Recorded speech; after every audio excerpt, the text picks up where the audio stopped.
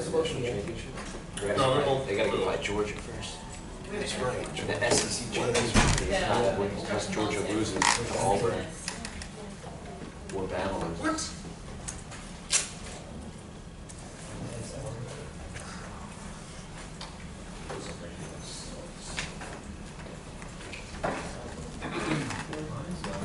Yours isn't? Long schedule. Oh, I said you did. Long schedule. You have the. Check to make sure that maybe like it's just the font is like black or something like that. Yeah. We've given the both of you have. Oh, it. yeah, he got it. It is. Is that what happened? Yeah.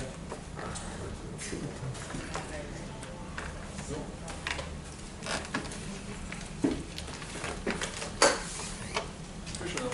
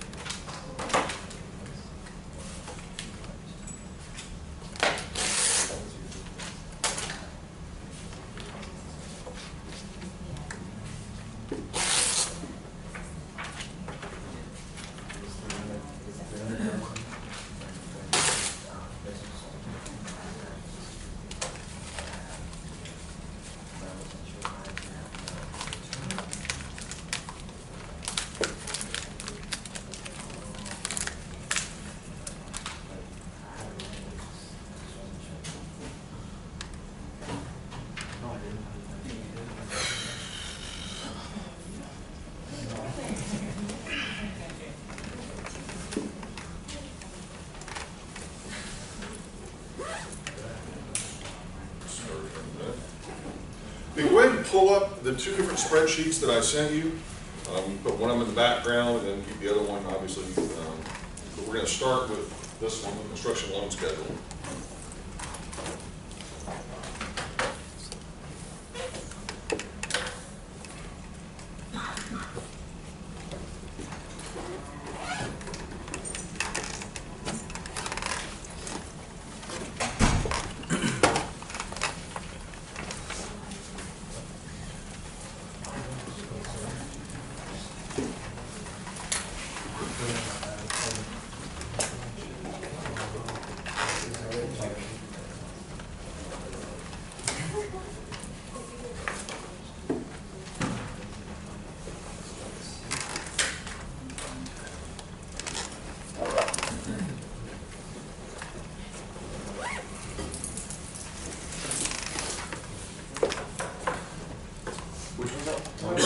The construction loan schedule.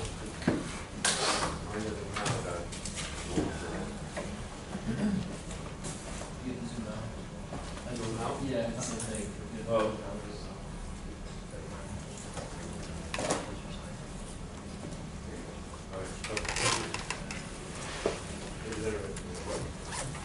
No, that's, she don't need it. Oh, okay.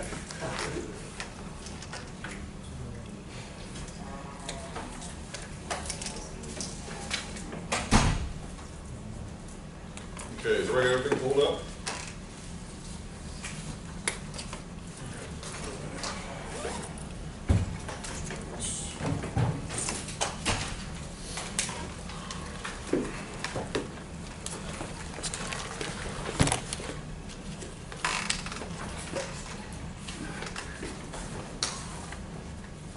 All right, let's go and get started. So the one thing about today that's going to be a little bit different, you probably figured out if you look at the spreadsheets, they're already filled in, okay?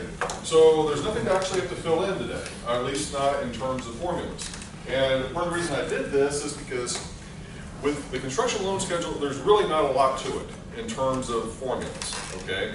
And it's actually pretty straightforward. And so what we're going to spend our time doing is we're going to go through and kind of explain how it works, kind of explain the few formulas that there are in there, and sort of work through a couple of examples, and then after that then we'll do the quiz, and we've got a few other things to talk about and kind of go from there.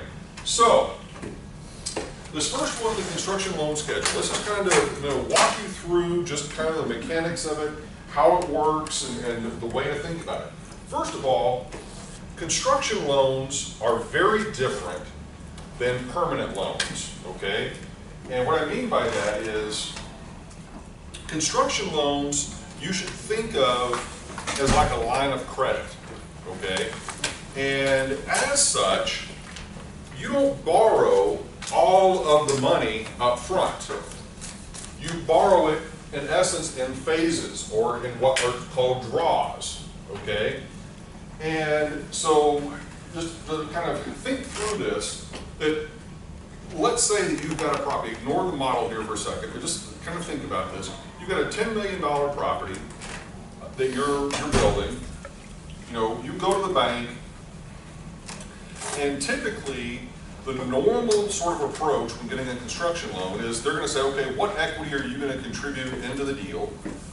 Most of the time, the idea would be that you would own the land that the property is being built on outright, okay? And that's just kind of like the normal standard kind of thing, is that you own the land, and you own the land free and clear. And that's usually sufficient equity from the lender's perspective to be able to give you a construction loan on the property. Okay, does that make sense to begin with? Okay.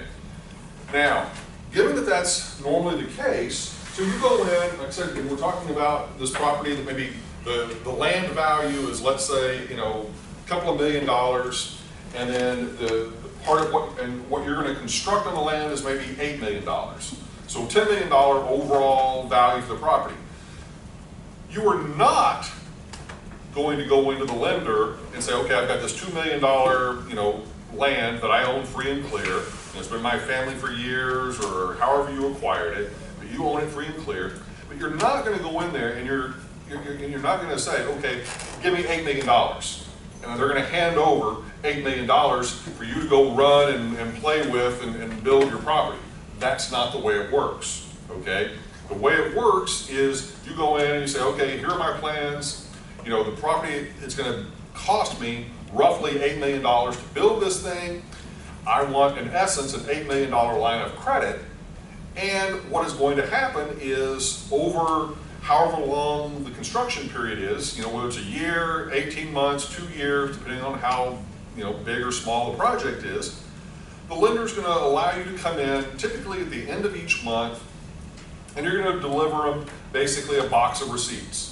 And you're going to say, all right, here are my set of receipts for basically the groundwork that was done. Here's the receipts for basically the foundation that was laid. Here are the receipts for basically putting up the tilt walls. Here's the receipts for the roofers. Here's the receipts for the plumbers, electricians, and so forth, so on. And each month, you're going to go in there, you're going to submit those receipts, and then they're going to give you, in essence, the money to pay those contractors. Now, every lender is a little bit different in terms of how much control or oversight or freedom that they're going to give you as the borrower. In some cases, they're going to give you that money to be able to pay your contractors, and you're going to be responsible still for cutting the check to the contractors.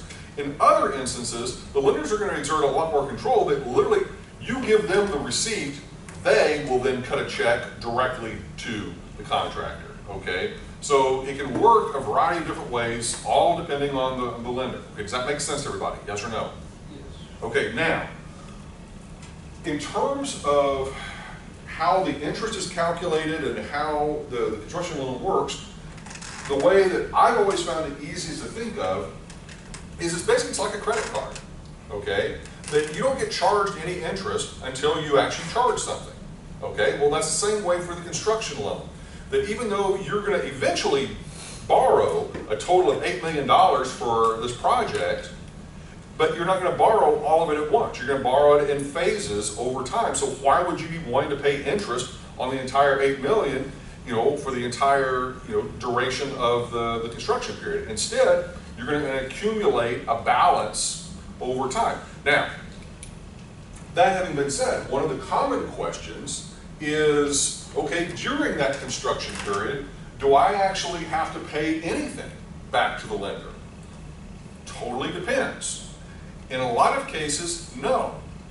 During the construction period, the idea is the property is not generating income. So why would the lender expect any sort of payment? Okay? But once again, every lender is a little bit different. Some may want some modicum of an interest payment, some may not. Okay? But in many cases, what happens is you just accumulate that balance over time, and at the end of the construction period, you enter into what is referred to as a takeout commitment.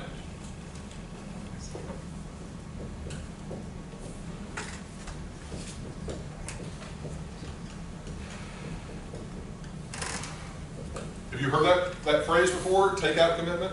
Yes, no? I see a few heads bobbing up and down, a few no.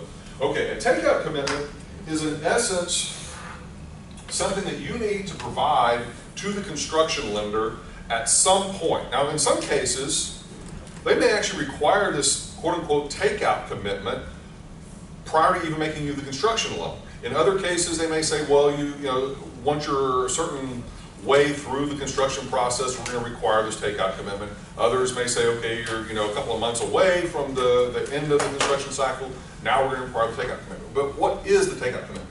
The takeout commitment is basically a commitment from a permanent lender to take out the construction lender, okay? To take them out of the process. So, for example, you've accumulated, whatever, $8 million or something like that in loans, the construction loan from the construction lender. So they want to rest assured that once the project is complete, that you've got a permanent lender lined up, ready to take them out of the process. So, because in many cases, the construction lender is not the same lender as the permanent lender. They can be, but in many cases, they're not the same, okay? And so, given that that's the case, you may have Paul as the construction lender, and he's a local lender, that's all he does is construction loans, and, payment on the other hand happens to be the, basically the institutional sort of lender that is going to, only fund projects that are fully developed, complete, occupied, that sort of thing. So Paul is not interested in being the permanent lender. He's interested in the short-term, basically, return off of being a construction lender. But Paul wants to rest assured that at the end of this construction cycle, that payment is going to be able and willing to take him out of this deal if I'm the developer. Does that make sense? Okay?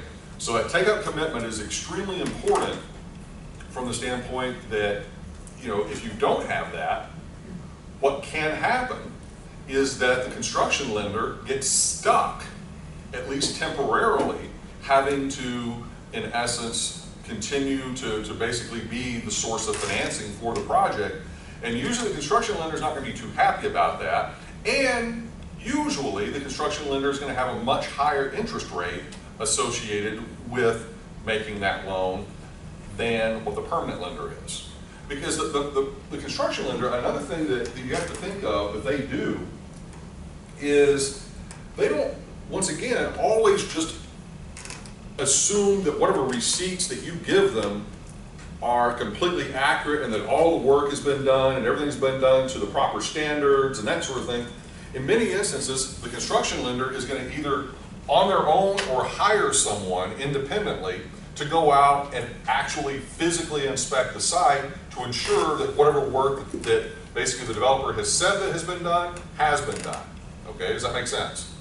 So there's an added cost, if you will, in terms of that kind of inspections process that the construction lender engages in on a regular continuous basis to make sure that, yeah, okay, you just submitted a $50,000 bill for a slab to be paid, or a slab to be poured, and they got to the site, there is no slab, well, then they're going to be like, okay, what happened here?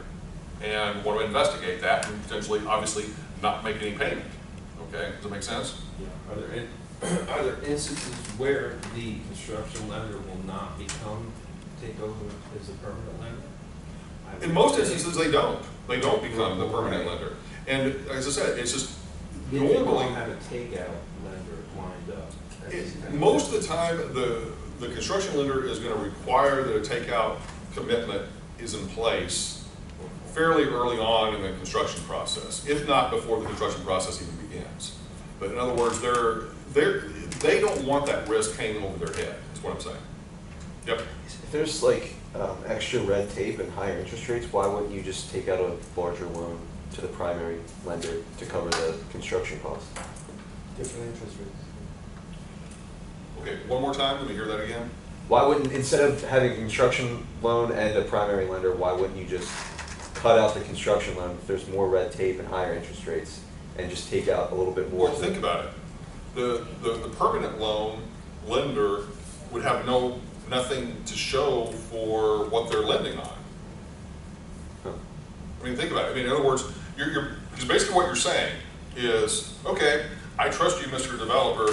I'm going to give you $8 million of money and trust that you build the building that you say you're going to build and get it occupied, and everything's going to be wonderful.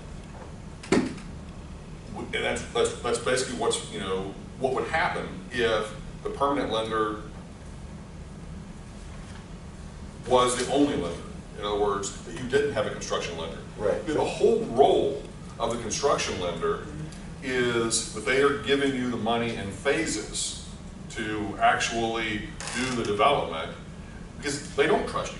I mean, to put it bluntly. I mean, in other words, they want to ensure that whatever they're lending you money on is actually being built. Okay? Okay. Now, if you have a small enough project where you could just basically get a line of credit on your own, independent of whatever it is you're building, that's a whole different situation. Yeah.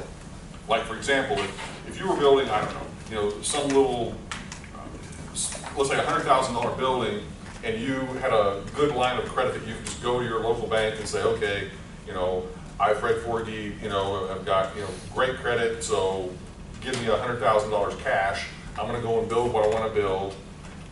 Yeah, you can do that, but that's not the same as, obviously, whenever you've got a substantial project that, a lender's just not going to be willing to do that. Yep. How solid is that takeout commitment from the permanent lender? You usually have to meet certain conditions in order for the takeout commitment to basically be valid. It depends on the type of property. If it's a commercial property, usually there's a lease-up requirement. But in other words, it must be, let's say, 75% pre-leased. It must have achieved a certificate of occupancy from the local government, obviously saying that it's ready to be occupied. I mean, those are probably the two of the big ones, but there could be others that sort of filter in there. Okay. Because I was asking, because are there any banks? Have there ever been any situations where a bank has kind of went bankrupt? Oh yeah. Financing? No, absolutely. No, absolutely. And a matter of fact, that becomes a really big issue, because you could have somebody that's actually self-financing a project, and I've seen this happen. Actually, back in Texas, a really company backed by the Bass brothers, big oil-rich family. They developed a lot of property in downtown Fort Worth, and they had a situation a few years ago where they went in with the understanding that one of the local banks, Frost Bank, was willing to be the permanent lender for their project, but yet they had more than enough money to fully fund the project themselves, so they actually fronted all the money for the construction themselves with the anticipation that they had a takeout commitment from this bank. And they get basically to the point of where it's time for the takeout commitment to be engaged, and the bank basically said, we don't have the money. We are no longer solvent, or we're no longer solvent enough to be able to, issue this loan. Well, then they of course have the right to sue, because they were given a commitment that this would be followed through and sue for specific performance. And did they win, or? My understanding is yes. So, in any event, the point is, it's a very serious sort of thing to engage in these sort of takeout commitments because you're basically agreeing that if the developer meets certain preconditions, then you're going to be able to get the loan funded. Because you don't want to be left as a developer hanging out on a limb, you know, after you've gone through the whole construction process, only to find out that your lender's not waiting there to make the final loan. Exactly. Okay, all right. Other questions? Okay, so let's talk a little bit about the math on this. Okay, so looking at this particular model, this is, you know, as I kind of explained the logic. So for this particular loan, it's a 12% interest rate. Okay, so that's the input up here. All right, so a 12% interest rate. And for those of you who came in late, once again, the models are already filled in. They were sent to you yesterday. So all you have to do is kind of follow along today and understand what I'm explaining. Okay, so the interest rate is 12%. And then what you've got to do is just go down and in essence fill in what are the project costs, okay, all the way through. So in this first column, let's explain a little bit about what the logic is here. First of all of the dollar amounts, the project costs that are in that particular time period are occurring as it's sort of stated over here at the end of the month, okay? Well, what is, at time period 0, what is the end of time period 0? It's the beginning of 1, okay, is the way to look at that. So in other words, whatever happens at time period 0, end of month, is happening right this minute as the project is initiated. Everything else is occurring basically at the end of each of those months. So the 1 million, in the end of the first month, $1,557,938, that is occurring obviously 30 days in, if you will, into the project, that you have submitted those costs to the lender. Does that make sense, everybody? Yes or no? Okay. Now, given that that is the case, you are not going to have any interest for that particular time period because the interest is really calculated on the previous 30 days, okay? Whatever the balance was for the previous 30 days. Does that make sense, everybody? Yes or no? Okay? Because, like I said, it's like a credit card, okay? You make the charge. Once you've made the charge, at least with this, immediately, once you've made the charge, the interest starts accruing, okay? Now, let's kind of just walk you through a couple of other things. So for this first month, all right, with the loan balance, which is equal to basically that first dispersal. Real quick, is anybody else having problems opening on a Mac, the Excel Yeah, spreadsheet? it's Yeah, white. just change the font. Text it white. Just do what? Oh, okay. Change the font. Okay, sorry. Back and forth. Text it. There was? The font, when you open it, you're not getting any numbers. You have to change the font to black. I have no idea why. Okay. I gotta see this, so. Okay, all right, so anyway, for this first month, as you can see, no interest is calculated at all. Okay, now, one other thing I want to just sort of point out, there is another column, obviously highlighted in yellow, that's an input cell column. And this is if the lender, for whatever reason, asks you or requires you to actually contribute some money toward principal reduction, okay, over time. Now, once again, this may never happen. Sometimes it does, sometimes it doesn't. Once again, it could be the sort of thing that you kind of get into the project and maybe the overall project costs are escalating beyond what you had originally agreed upon with the lender.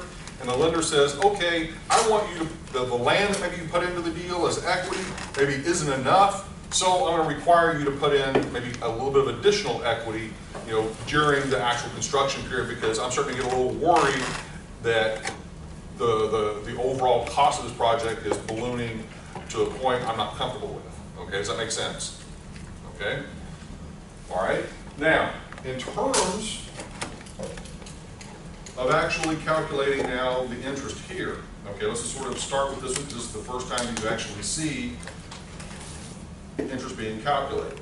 But take a look at whenever you click on that cell, take a look at what highlights.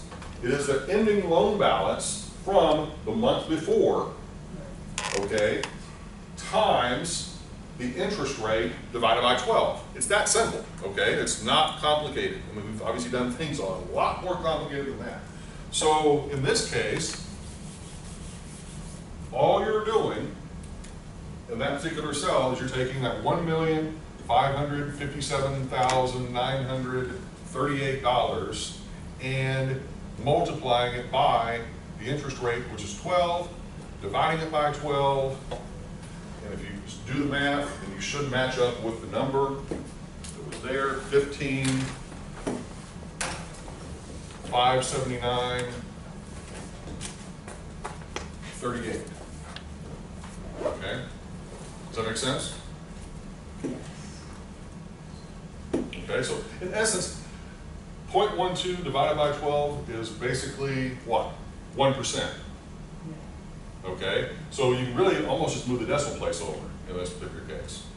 Because you're really multiplying by 1%. Because 12% divided by 12 months would be 1% per month. All right? So we move on down to the next one. Just to see, once again, same formula. All you're doing is you're just taking the ending balance from the previous month, which is now escalated to the 31,455.38. Doing the same math, multiplying it by the interest rate divided by 12. Okay? Everybody cool with that? Yep. You don't have to add the previous interest to the loan? I'm getting to that. Okay, okay. Just the construction interest, all we're doing is we're taking the previous loan balance and doing the math. Got it. Where you're about to get your question answered is when we move over to the actual interest calculation column. All right. Okay? So, now, the loan balance column, this is, in essence, a cumulative running balance of not just your principal, but also your interest, okay?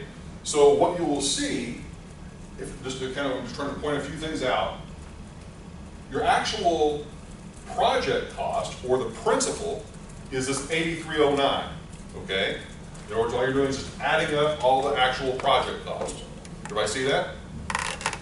Whereas the construction interest column is, obviously you see that number getting larger and larger over time, and obviously accumulating, and so the total amount of interest is $692,000.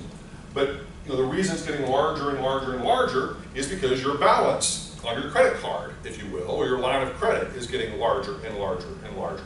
Does that make sense? Okay. Now we come over to the loan balance column, and we click on that. Okay, and see what it's doing. It's basically taking your previous month's loan balance and then simply adding it to the new project cost and to the construction interest that was calculated on that ending balance. Does that make sense? Okay. And then we come over to the interest column, and this is just going to be pretty much just carrying over from the column C. Okay. Now, the principal reduction, like I said, if we type in something here, like $1 million, okay, what it's going to do is it's going to reduce the overall total amount that we obviously have as our balance, okay? Not going to be precisely by $1 million because you've got the interest cost that you've got to factor in, okay? But it does that for you, okay? All right. Okay, so now then, once again, down here at the bottom, let's take a look at once again, the numbers that are sort of provided to us. So under the project cost column, this is just simply a summation of all the project costs as we go across. The construction interest, same thing. All those just added up. And those, obviously, are your two most important. However, if you add those two numbers together, you're going to get this loan balance number of the 9,001,416.43. Okay? Does that make sense? All right? Now, also, just another thing to, if you want some additional clarification about this particular model and kind of, I pulled this directly from your textbook, including the numbers, okay, including the setup. So it's identical to what is in your book. All right, now, right below this, I had a couple of quick little calculations to kind of be able to play around a bit with. And that is, to basically say, okay, if we've got this $9,001 and so forth construction cost, we're just pulling down from above, and then we come up with, this is an input, so we're just sort of pulling this one out of the air, but once again, this happened to be the example that your book gave, so I went ahead and went with it. So they're saying that your land cost and acquisition cost are going to be roughly almost $3 million. So adding those two together, we get total project cost of 11.9 million, almost 12 million bucks, okay? So using that information, which is pretty straightforward, if we take the total project cost or value and then apply a 12% cap rate to that, then that means we would need to get a required net operating income based on that cap rate of about $1.4 million a year, okay? Just to kind of, once again, backward math into it, okay? Now, with that, there's another little piece of this, just to kind of give us some sort of a sense of whether the numbers are realistic or not, or kind of what they're actually telling us. And that is, if you want to figure out what your cost per square foot is for your construction, okay? Just the construction cost only, not the land cost, okay? You take the total construction cost of the $9 million, and in this case, I have a gross building area of 120,000 square feet of gross building area. So take that, divide by that, and that will give you your construction cost, in this case, of $75 a square foot, okay? Does that make sense? Yes or no? Yes. Okay. Any questions about that? Can we call the required NOI based on cap rate the return on cost, pretty much? You could. I mean, it's just another way of looking at it. Okay. I mean, because in essence, it's if it was an all equity deal, it's basically a cash on cash return. Okay. Okay. But it's also just a cap rate. Okay. All right. Any questions? Feel good about that one? Okay. All right. Let's move on to the other one, which is a bit more complicated. All right. Okay, so the other one, everybody got a copy of the handout? Christina, did you get one? Oh, no, sorry. Okay.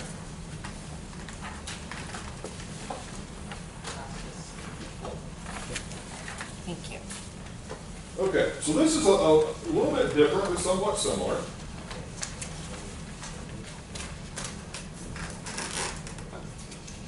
This is sort of a nice little sort of construction loan example, and the other handout, the one that is kind of printed out for you. What this does, this little one-pager back in front, kind of explains what's up here on the screen, okay? And specifically the whole model. And I put this in myself by hand yesterday to obviously give you guys a working example of how this construction project budget is actually put together. And part of the reason I did this is because I think this is a nice, tidy, concise sort of framework that as you're going to be putting together construction budgets, especially for the upcoming development class in the winter, this is a good little model to use, okay? It's detailed enough, but not so detailed that it gets ridiculous, okay? I mean, you can go out there and you can Google and you can probably find construction budgets that will take up pages and pages and pages and pages, but that's not inherently necessary for the purposes of what we're trying to obviously get around to. So what this little model does, if you want to read through the example, feel free. But in essence, they've got it set up in such a way, let me kind of blow this up a little bit on the screen just so that you can maybe see it a little bit better. I'm pointing to it.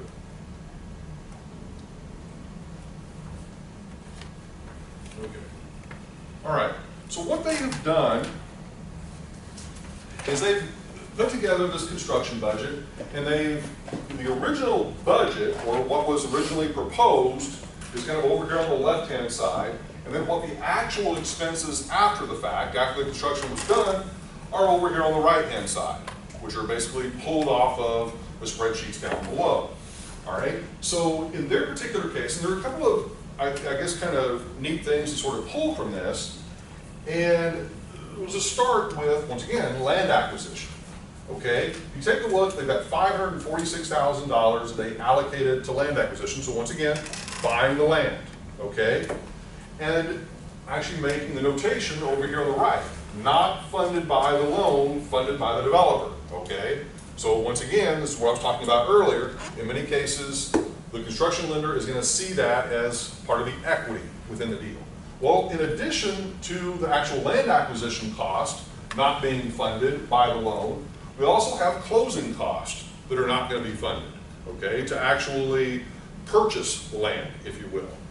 Now, if you look down, there's a little asterisk next to, obviously, the closing cost, and it says, see the itemization below. So you kind of go down there, and these are just some examples, okay, of specific closing costs that are going to be quite common in terms of loan commitment fee, which is kind of what, we've been talking about, loan origination fee, same kind of thing, all right? Document preparation, title insurance, courier fees, title company fees, government recording transfer charges, plan review, environmental assessment, phase 1, and appraisal fees. So all those kind of lumped in there, and taken in total, that 47,000 or something like that for the closing cost, okay? Does that make sense?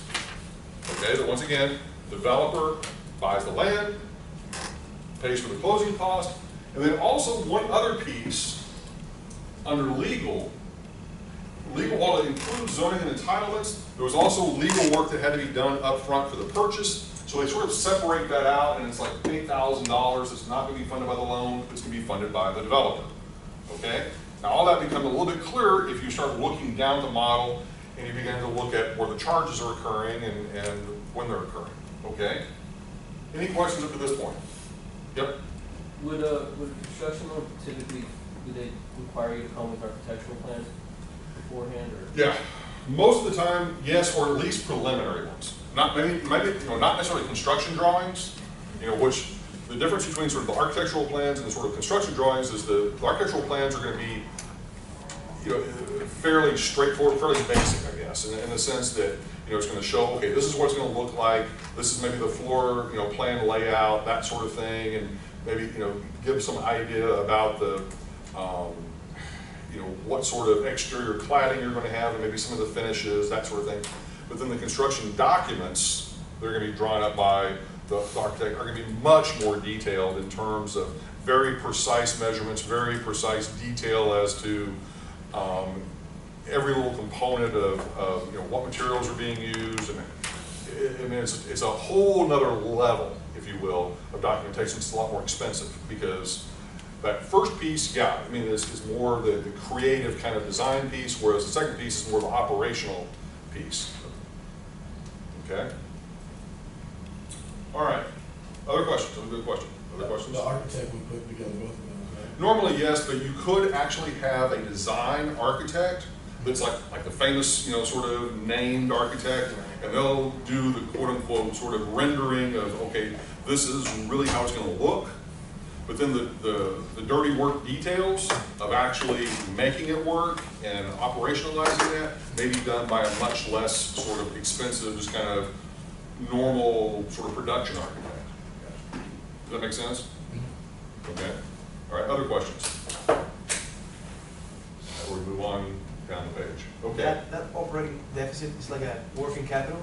Yes. So the operating deficit, and we're going to get into this in a minute, but in essence, once you kind of have completed the property and you've opened it up for occupation or occupancy, then you're going to have obviously operating costs until you maybe get it fully leased. And that's kind of what this is referring to, is that while the property is being leased up, you're still going to have some office-related costs that you're going to have to take care of. And as a matter of fact, within the handout, on this one-page handout, they actually list out on the back side what some of those items are for the operating deficit. Doesn't mute anything else. Okay. Now the others of these, I mean, we're kind of going through this, obviously, permitting fees with the local government. So I actually, even though the property may be zoned the way that you need it zoned, there still are probably going to be fees and charges that you're going to have, permitting fees that you're going to have to pay to the local government. Usually those fees are supposed to go toward, once again, having their inspection teams be able to go out, physically take a look at the property, ensuring that you're doing what you say you're going to be doing, you know, that everything is up to code and so forth, so on.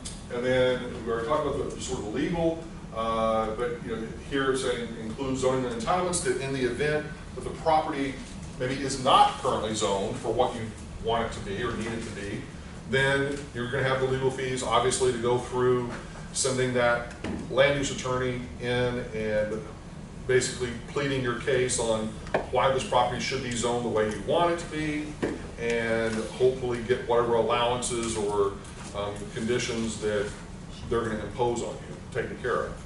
Okay? And then property taxes, that's pretty straightforward.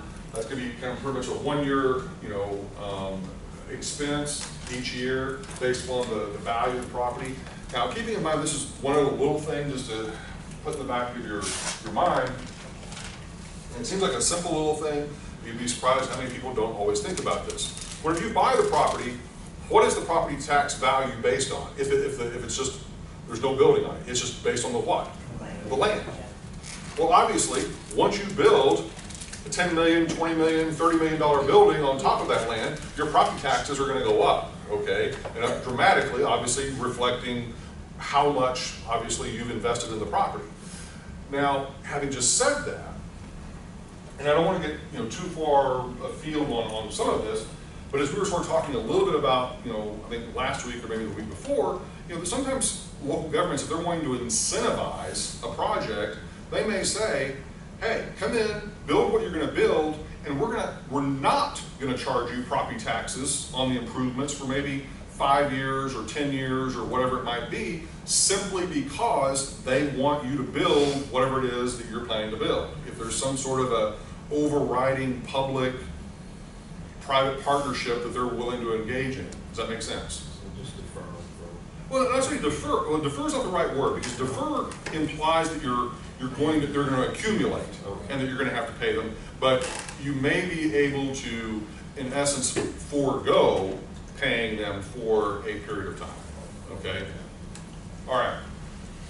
Moving on, we already talked a few seconds with the operating deficit that Louis brought up. This, as I said, on the back of the handout, it kind of lists out. These are like once you've got the property pretty much built, once you've got a leasing office established within the property, over the next several months, while the property is being leased up, you're going to be running a deficit because you're not generating any income, but yet you've got these operating costs to get the property leased. Does that make sense? Okay? Thus is why it's called an operating deficit. Okay? And then the interest expense, that is simply, just like we were talking about with the previous example, this is simply the accumulation of all the construction interest. Okay? All right? And then the developer's fee. Well, that's definitely one of the ones we're going to talk about. So one of the ways that a real estate developer can make money, especially if it's a project where they're not personally investing their own money, is to charge a development fee, okay? Like a consulting fee, all right? So with the example of something like this, what will happen is you have someone that wants this building built. They have certain standards and conditions that they want met, and timelines and budgets and so forth, so on. So they'll hire, let's say, a developer to come in and they'll say, okay, once a month or once every 3 or 4 months or whatever, we're going to give you a fee for basically doing the things that are necessary to move this project along to completion. all right? And so in essence, it's a salary, for all intents and purposes, to the developer to actually get the project done. Now, sometimes it's a fixed fee based upon a percentage of the overall project value. In other cases, it may be a fixed fee, but there could be bonuses tied to it, depending on if you can finish quickly, if you can get it leased up more quickly, if you can meet all other sorts of kind of performance metrics. There could be ways to enhance that. But you'll see as we kind of look at the actual numbers here for this and kind of how this sort of works. All right? And then moving on down, that gives us sort of the subtotal of what the project cost sort of should be. But then we also have contingencies. Contingencies are basically those things that you just have no idea where they're going to come from, totally out of left field in terms of weird, strange, unforeseen circumstances. Okay, that's the only way to describe them. It's just things that just are going to happen that, miscellaneous issues that you may have with the local government, miscellaneous issues that you may have with a contractor, miscellaneous issues that you may have with neighborhood groups, miscellaneous issues that you may have with the architect, whatever. That's what the contingency is meant to pay for, okay? Make sense? But you always want to definitely build one in because usually there's always something. All right, moving on. So, as we kind of scroll down, all right, once again, I've already shown you, these were the itemization of the closing costs, which get populated above. All right. Now we move down to the actual construction loan draw. All right. Now this is pretty cool, and once it's because of the way in which it breaks things out, and it does so by now. Once again, you can look at it on your screen. It's also printed out in full, although you probably need magnifying glass to be able to read it. I didn't print it out with the idea that you would actually be able to read it, but you could at least see in general kind of what it looks like. Okay. So this is the construction loan draw, which is the top half of your spreadsheet on the handout. And so you've got, obviously, in the first column over here, the first line item, you've got when the loan closes, or in other words, when you initiate the project, time period 0. And then from that point forward, month by month, okay, over time. And then in the first column, and this is where the other handout comes into play, where you've got column number 1 here of land acquisition. Okay, this construction loan example handout, you look down at number 1, land acquisition. Okay, and so everything basically goes column by column and explains specifically what it entails, okay, and what's occurring there. So as we work our way over, obviously this first one, pretty straightforward, the land acquisition of the $546,000, then basically the next column over, and now keep in mind, all of that is occurring at time period 0 whenever the project is basically being initiated, okay? As we're going across, we're not going across in time, we're going across by category. Does that make sense? Okay, time in this case is down, all right? So we go over to the next column, this is our actual construction draws, okay? So let's take a look at those. Kind of scoot up here a little bit. But basically we've got a 12-ish, 13, 14 maybe month construction process. And so you sort of see, now one of the things, and this is, I think fairly reflective of what does happen in reality, you sort of look at the magnitude of these costs and when they occur, okay? And sort of look at what happens. Well, this first 2 months of construction, not a lot of expense, okay? Because it may be time consuming to do whatever is being done in terms of site prep work or whatever may be happening. But the point being is not a lot of expense. But then all of a sudden, somewhere here around the 7th or 8th month, you've got a huge amount of the construction cost all happening at once, with the bulk happening here around the 9th month, okay? Now we can actually go down further into the construction budget and see what is actually taking place there. But just, I'm just pointing that out because I think it's kind of interesting to take note, but that's not that uncommon. In other words, it's very seldom are you going to have the same expenses for your construction each and every month, okay? It's going to be based upon what work has been done during that month, and then ultimately what has to be paid for. Does that make sense? Yeah. Okay, it's fairly basic, but at the same time, it's something I think it's something you need to understand.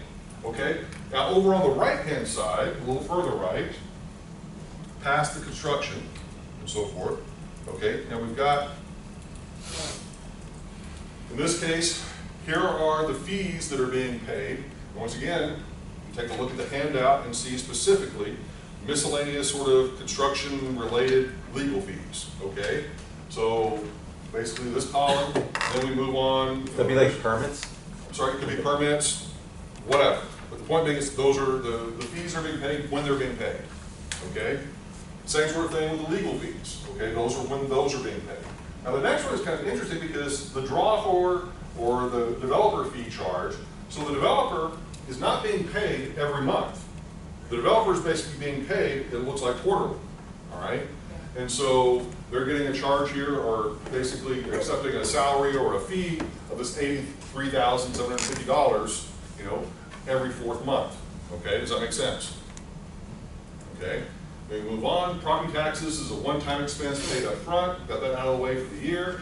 And then the contingency, we don't actually have any contingencies, so that's just kind of empty all the way across. And then the operating deficit column. So column 9, or K on your spreadsheet.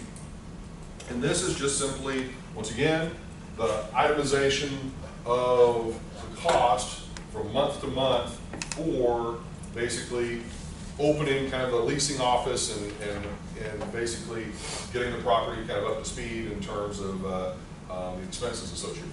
Okay? Then, all of those are in yellow purposely because those are all, in my mind, changeable. Okay? Anything in yellow on this spreadsheet is meant to be that you can put in values and change them to your satisfaction. But don't change anything yet, or at least keep a saved version of this. All right.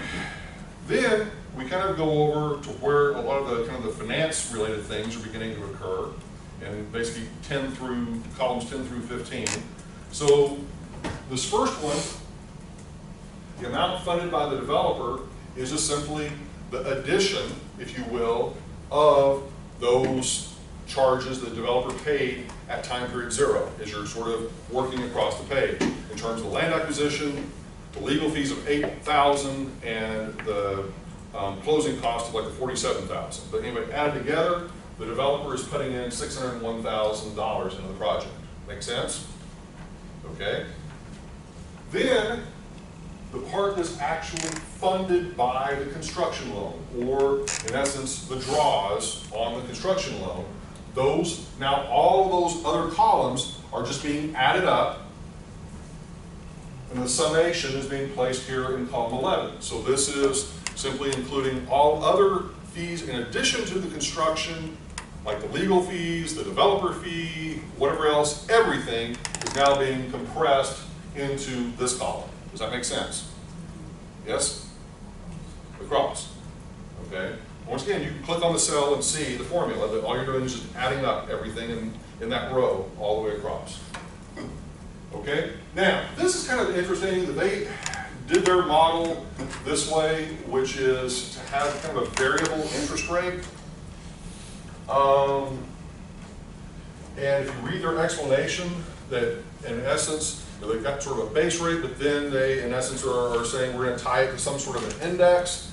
And in their particular case, it just so happens that the interest rate is going down over time, which is a great thing for you as the, obviously the developer of this project, to have a ever-declining interest rate. The part that's a little wonky that we're going to talk about here just for a second is actually calculating the next column, which is the interest due, okay? Because of how they chose to sort of set their model up. I don't know that I would have set it up quite this way, but I wanted to match the example, so I did it the way that they wanted to do it. And that is, if you look at the formula,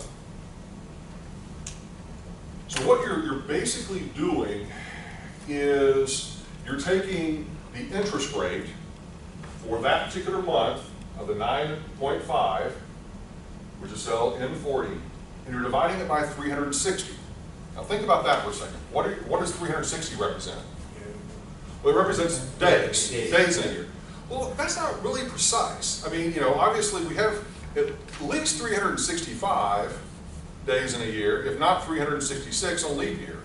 So, but strangely enough, there's modern convention, the idea of 360 days in a year, and part of that comes from basically saying we have 12 months with 30 days in a month, 12 times 30 is 360, okay? And so it's just kind of become, you know, in some circles, kind of a modern convention, but it's not precise, is what I guess I'm trying to say. I like precision, all right? But we went ahead and did it the way that they suggested to do it, all right? So you take the interest rate, divide by 360, that in essence is giving you a daily rate of interest, okay? The 9.5 divided by the 360, does that make sense conceptually? Okay, but then what they're having you do is then multiply that by the actual, this is what is kind of weird about it, by the actual number of days that that month has, okay? So that is where this B40 minus B39 comes into play, all right? That is my calculation of how many days were in that particular month. Now, I'll go back and I'll explain that in 1 second as to how I did that. All of that then gets multiplied by P39, which is what? The balance from the previous month, okay? Just like we did with the other construction one. Okay, that part's the same. But now, the B40 minus B39, here's what I did. And you could have potentially come up with a more creative way of doing this, but when I was building it, what I did was to simply say, okay, we're gonna look at how many days are actually in the month, and one of the things that once you put a date into Excel, so for example, if I go over here and I say, all right, I'm gonna take this date of 31st of March, in this case 2001, and I subtract out basically, let's say 2 months prior to that, which is cell B39, that's going to tell me, well, it obviously comes up in dollars, but it's actually 59 days, okay? Because the month of February has 28 days, and the month of January obviously has 31. Does that make sense? So that's a cool thing that you can do, that whenever you have dates, specific dates, you can add and subtract dates, is what I'm trying to, I guess, articulate. Does that make sense? You may or may not have known you could do that, is what I'm pointing out. That whenever you put dates down in Excel, it thinks of each day as just a numerical number. And so you can add and subtract dates to your heart's content and sort of, like, just, let me do something just to sort of show you what I'm talking about. So I'm not just making this stuff up, or you think I'm making this stuff up. All right? So what is today's date? Today's date is November the 11th, 2017. Okay, so I put that date here. Okay, so let's just say I put in my birth date of 01/15, or January 15, 1968. Okay. All right, now what I can do is I can go here, I can do equal minus that date. That'll tell me I've been alive for 18,198 days. Okay, that is the way that Excel keeps track. Every day is a unique number. So that you can put in any date and it will return a value to you in days. Okay, does that make sense? All right? So somebody want to just do it for fun? Anybody want to give me a birthday? No? Okay. All right. Simple enough. Okay, now we go on down. All right. Let's go to the next one.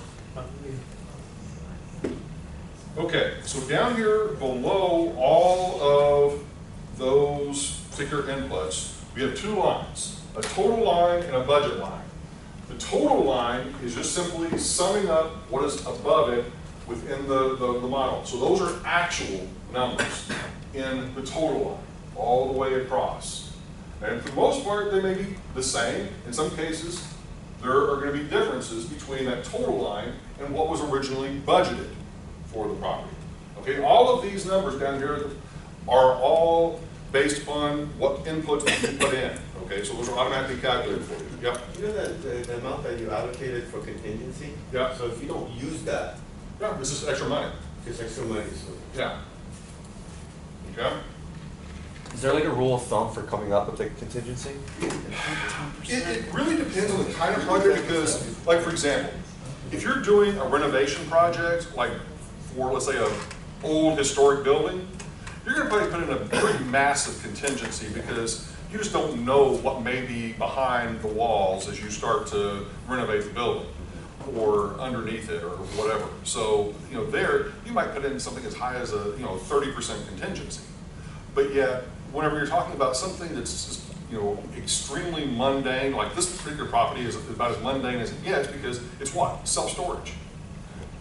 Self-storage building, there's probably not a whole lot that's going to go wrong with building a self-storage building because you're pretty much talking about, in most cases, either concrete masonry unit walls or tilt wall construction, and it's about as basic as you can get. There's not a lot of plumbing, there's not a lot of electrical, there's not a lot of anything other than concrete. So but the contingency, with a project like this, in many cases might just simply be delays, like delays brought on by rain. The workers can't get out there, or they can't work in the mud, or whatever it might be, and that would be a normal contingency for a project like this. Lender might set that, correct? Most of the time, it's gonna be the kind of the project manager, the construction manager, ultimately whenever they're based on their own past experiences, what they kind of feel comfortable with, but it's normally just going to be a number that hopefully will be sufficient. That's all I can really say. I mean, it's not like, I've heard some projects where it's just a couple of percent, and others, like I said, it's a huge. Okay. Put it this way: if I were an aspiring developer and haven't done a lot of projects, I'd want a really high contingency. Okay, because there's a lot of things I don't know that potentially are going to pop out and be a problem. But if I've done this project over and over and over and over again, like I've built like something like if I'm building like McDonald's sites or something that you literally it's like you're stamping them out, there's probably not going to be that much of a need for contingency.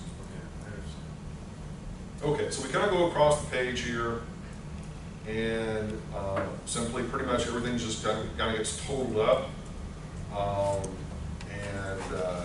so that you can see with respect to the overall project cost with the loan involved, you've got about a little over $3 million.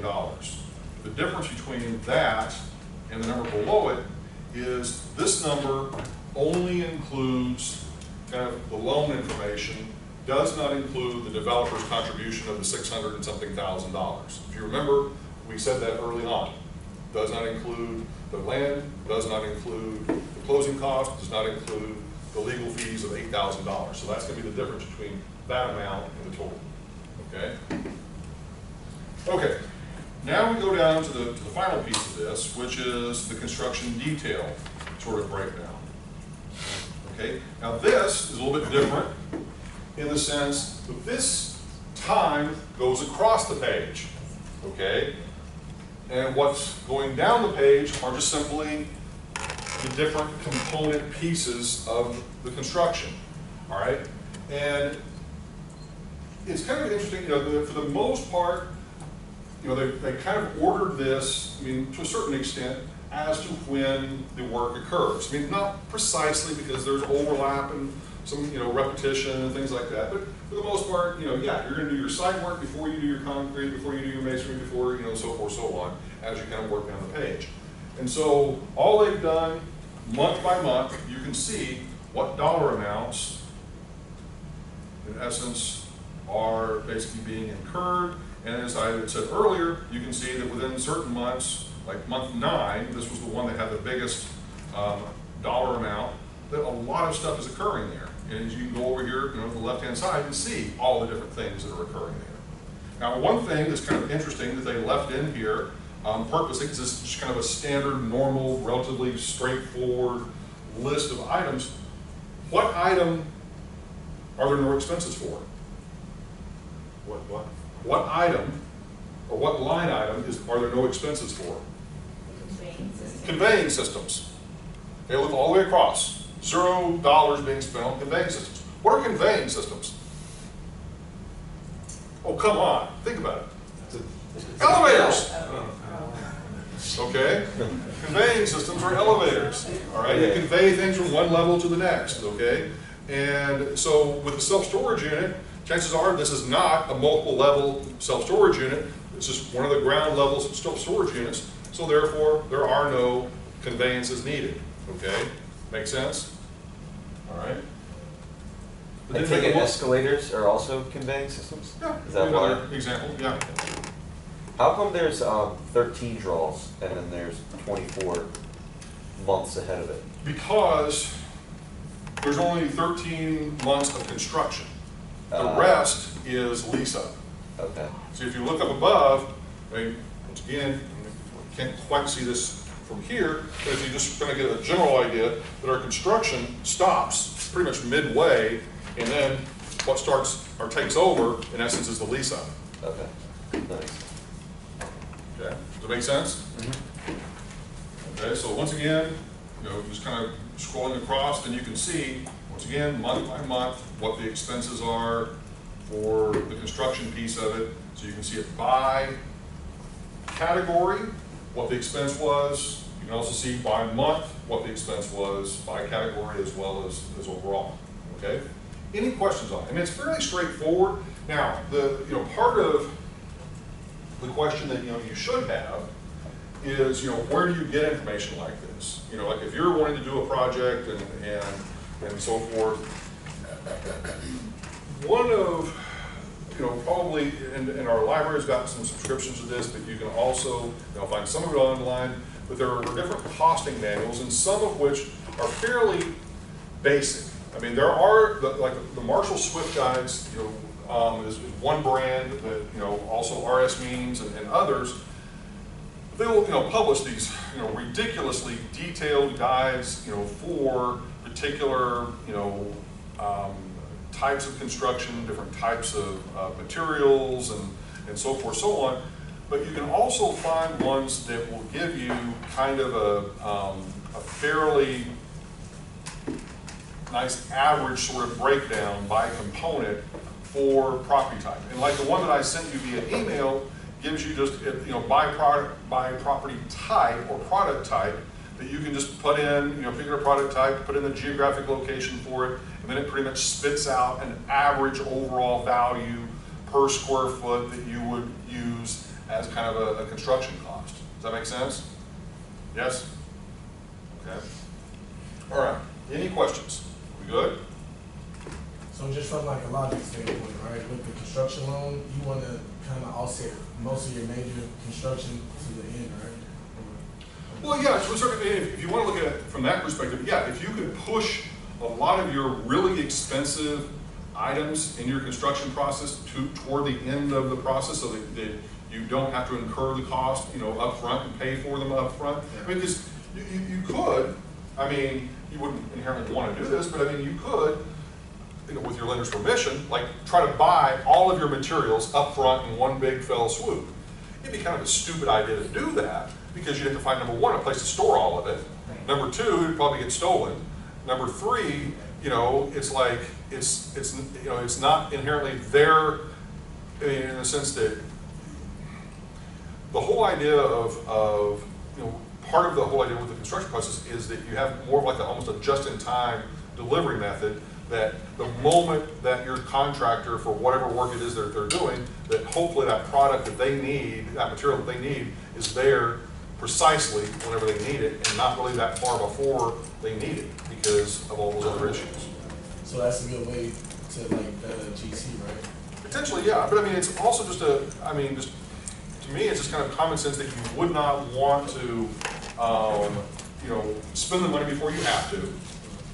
But also, it does make sense that, yeah, that, wait until, the end to do some of the finishes, which only makes sense anyway, that you've got to kind of wait till the end to do a lot of the upgrades and special finishes.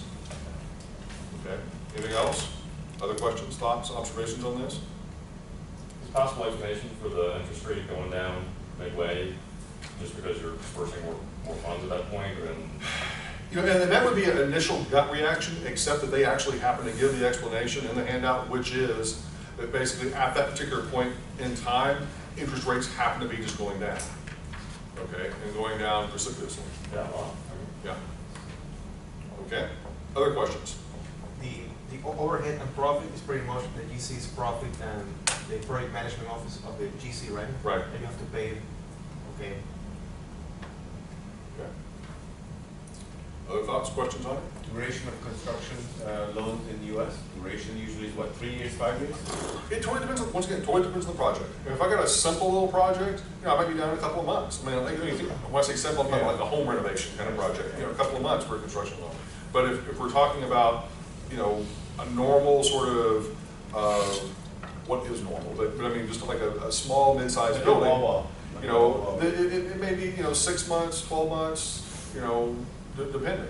I mean, you know, I mean, I'm sure all of you, you know, you've watched projects emerge out of the ground, and you've seen some projects that it's like you turn around, you blink, and they're up, you know, and you're like, how in the world did they build that quickly? And then there are other projects you're like, oh my God, when are they ever going to finish? But it's just, and you know, sometimes it's due to their contractors, but it's also maybe due to the fact they've built that particular type of product over and over to the point where they can get in there and literally build it, you know, within a couple of days.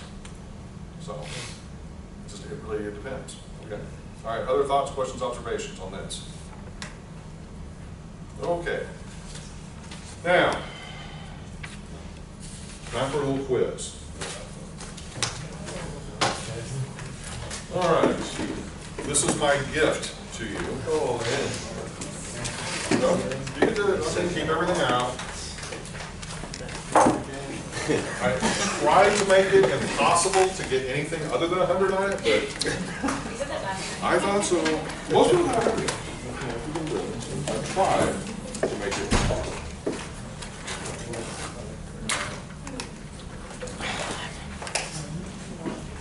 It's based off not only Excel, but Both. it's the same thing. You shall see.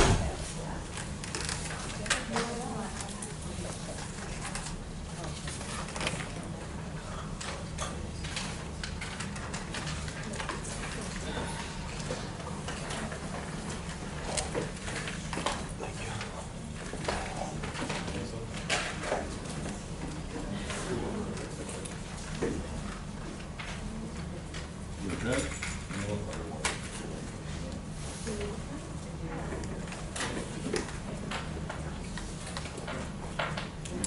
We got one? Dustin, did you get one? yeah, I got it. Oh, okay, sorry, I didn't see it.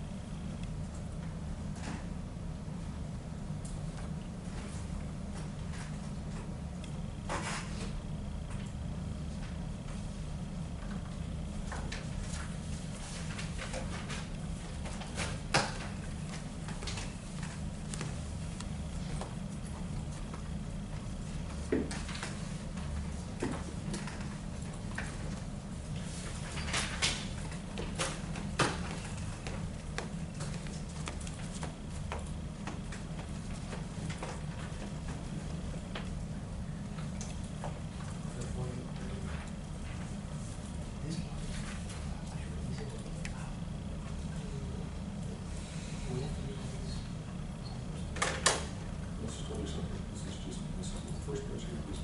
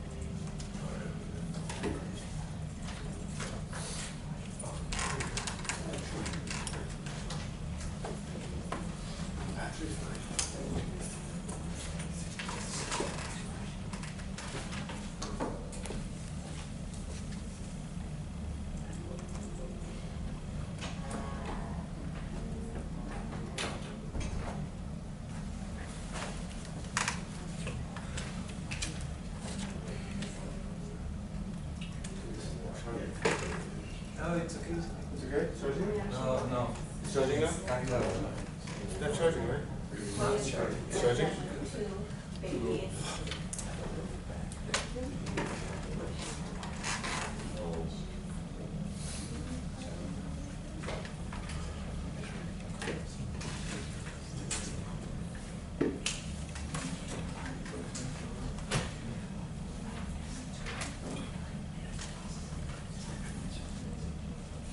Okay, we need to wrap these things up. We got other stuff we need to do. Let's see, who's left? We got Lewis, Payman, Diego, Paul, and Grant.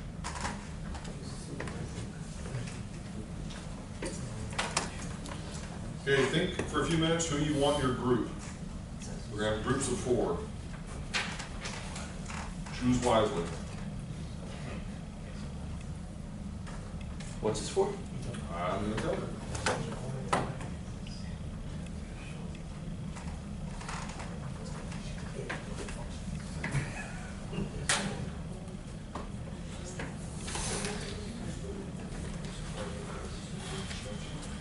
So if you put the numbers in, well, it looks like what we're trying to do.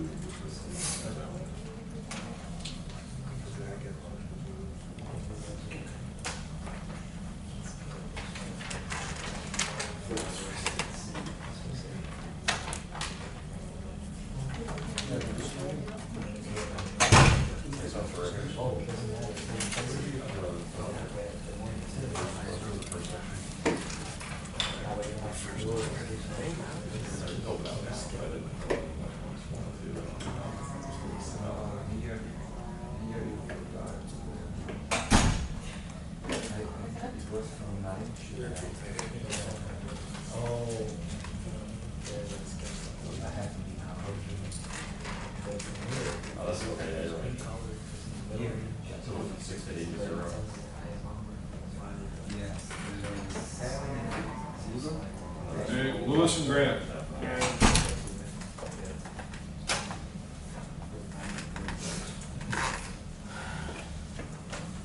Also think about now your group, or what property type you want. Commercial or residential? No, what type of property, I mean, what under commercial or residential? Office, retail, whatever.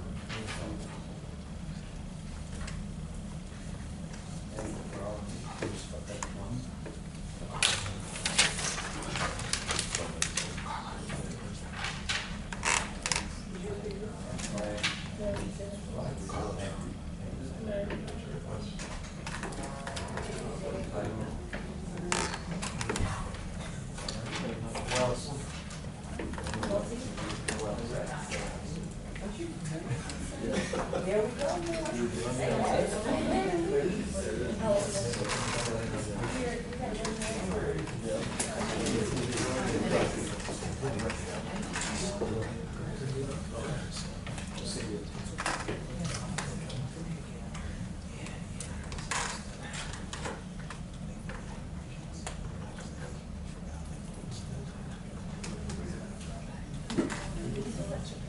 Okay.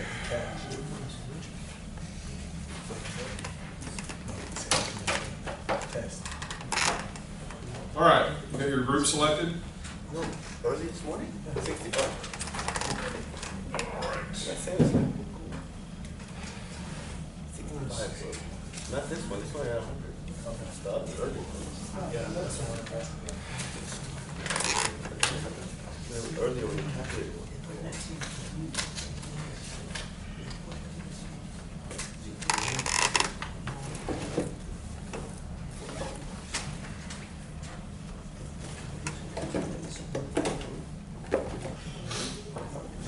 Okay. Who's gonna be group 1? Okay, Dustin? Who else is gonna be in there? Raymond? Who else? Okay, hold on. And one more. No one else wants to join them? Anybody wants to join the winning team? Okay, well, I'll leave it at 3 then. We have that one team, I guess technically at 3, so. All right, group 2, who wants it? Okay, so Ken,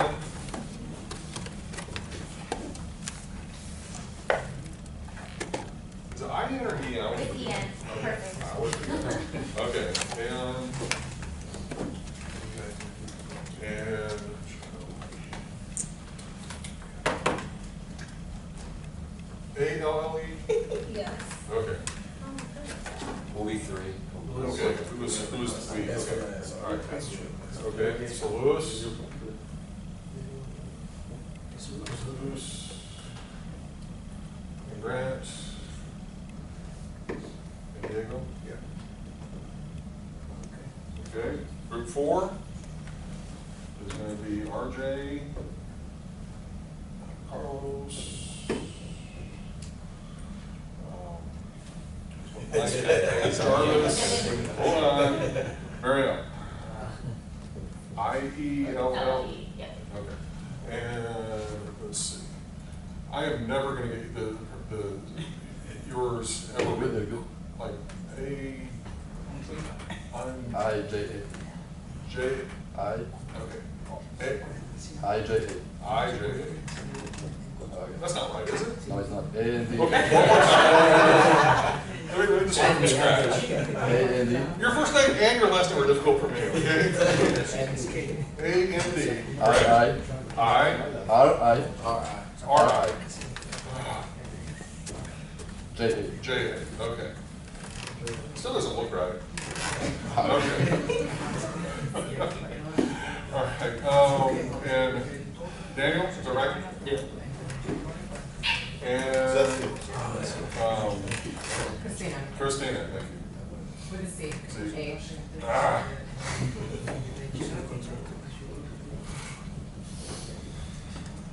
Okay, and is that it? One more, who are we missing? Paul, oh, okay. Paul, which group are you in? Are you in group 4 or 5? Or you're in 5, okay. All right, now, okay, property type. You've got a variety of options, okay? Let me spell out some of the options. Okay, we're gonna go with the broad categories of office, retail, oops, industrial, multifamily residential. How many groups we have? 5. Let's go with mixed use. Unless you have another one you want to use. Already got that. Okay, and a different property type other than the ones I've got listed here. Mixed use? Okay, we're going to look at that. Mixed use. Okay, so now we're going to match up the groups. Obviously, okay, so since group 1 was the first group, they get first choice. What does group 1 want? Office. Okay.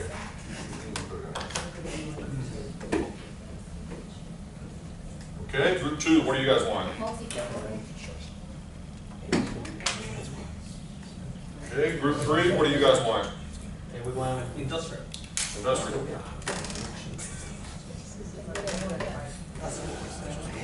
Okay, group 4, what do you guys want? What are our options here? Okay, well, let's put it this way. Office is gone, industrial's gone, multifamily retail is gone, so you've got a choice between mixed use or retail. We'll go retail.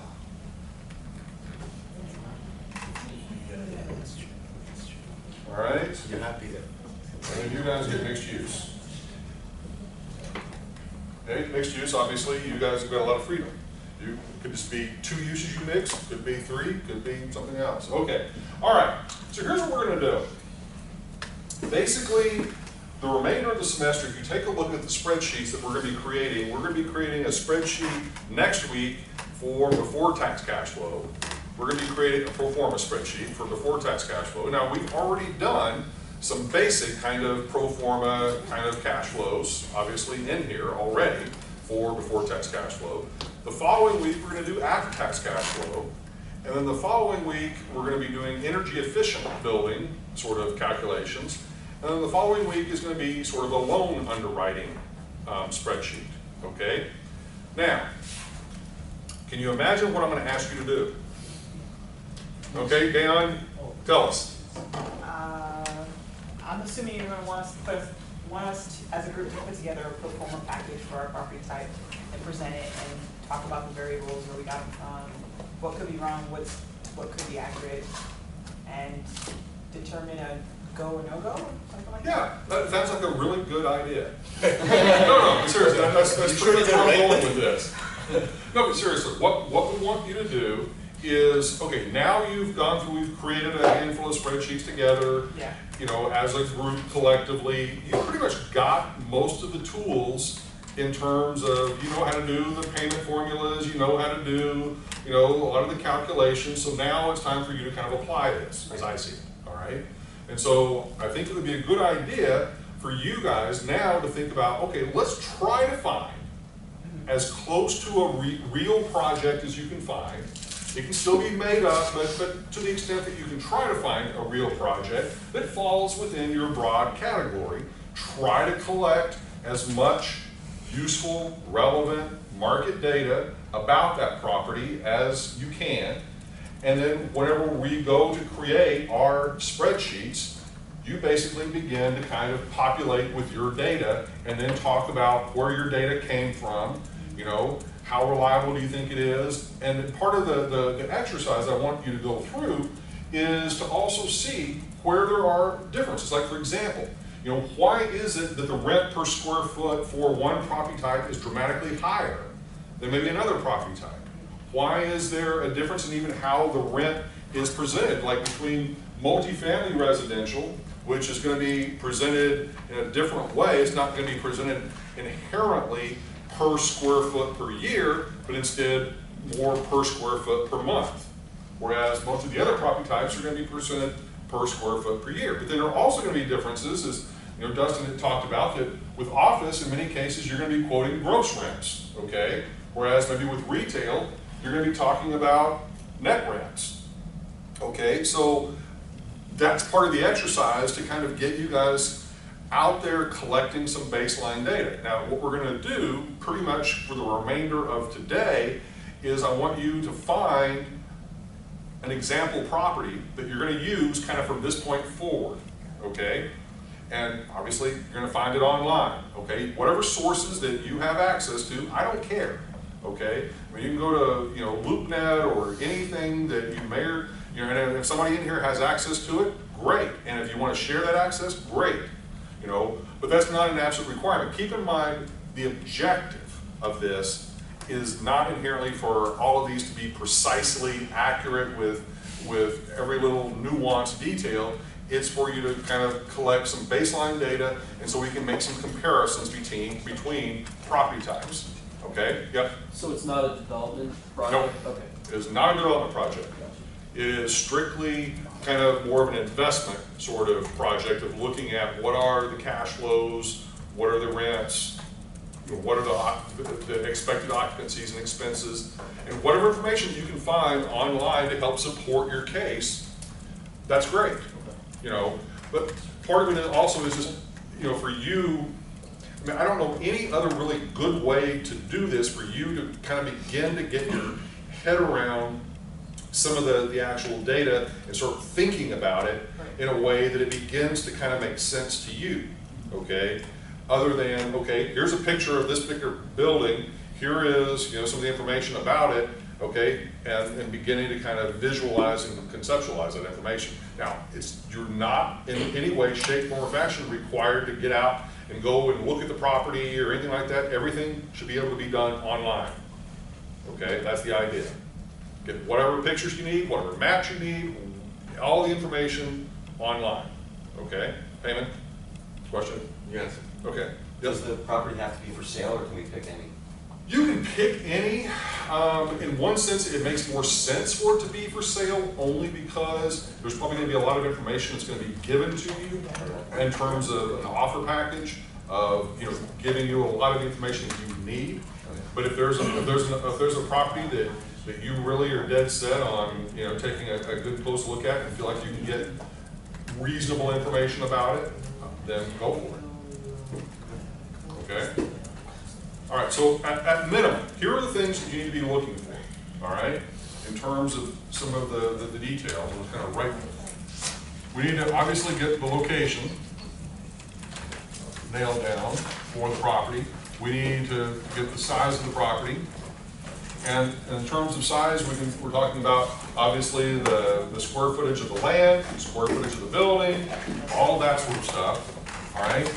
We are going to be concerned with what are the rents I'm gonna leave that fairly broad because, like I said, whether we're talking about gross rents, net rents, whether we're talking about monthly rents, annual rents, whatever the appropriate nomenclature is for that particular property type, go for it. Now, mixed use, you guys, in essence, are gonna be doing two properties, or if you do a mixed use, you're just doing two property types within that property, okay?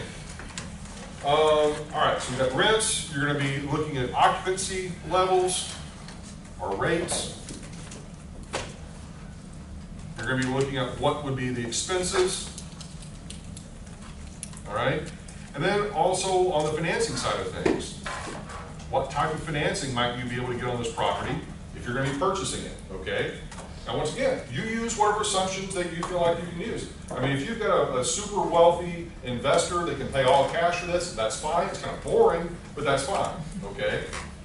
Then, in addition to the financing, actually, we'll sort of stop there because we haven't, I mean, other than those of you that have taken the investments class with me, we haven't really gotten into kind of deal structuring and that sort of thing. But if you want to explore on a very basic level, sort of deal structure, and what I mean by deal structure, that for those of you that haven't had the investments course, this is in essence, if you've got investors, who are your investors, when they get paid, how much they get paid, how often they get paid, those sorts of things. And then also what sort of rights and obligations do they have.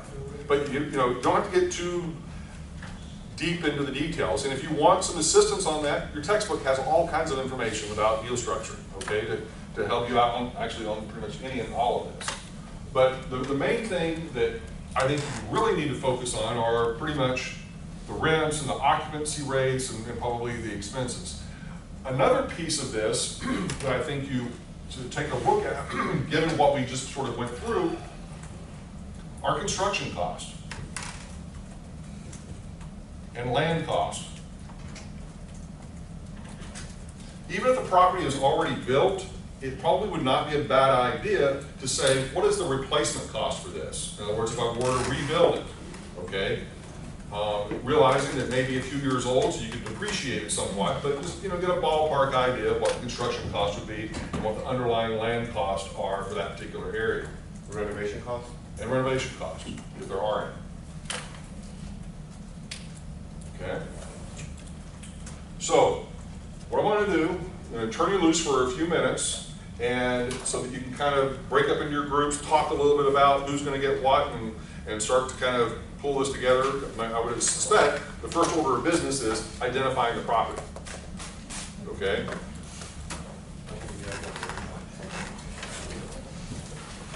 When is this due? Right now. Oh, so we're doing everything right now? We're doing a good portion of it right now, yes.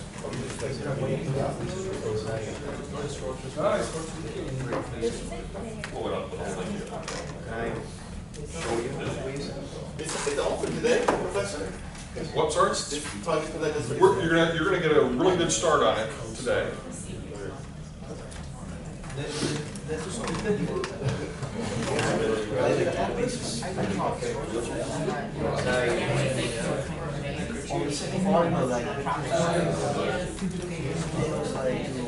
Like basically what I can do with the number I really have, right? With the but I was using these numbers. So just the location, size, Yeah, but can I do it again just to learn? occupancy rates.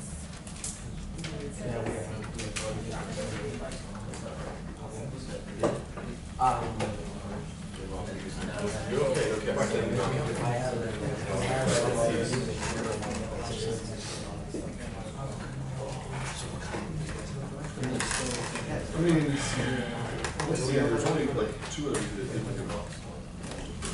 I'll let you guys do it.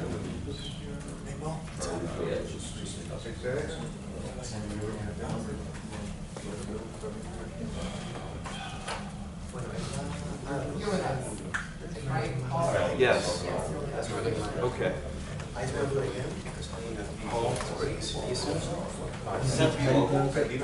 Yes. Local is in Tri-County.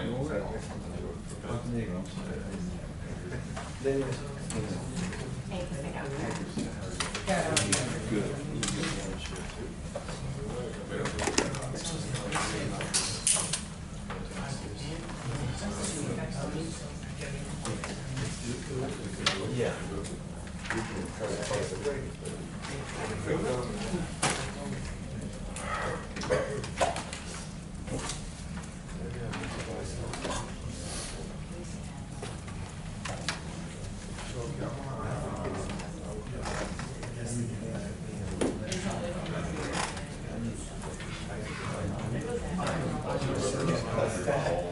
They know what you're telling them.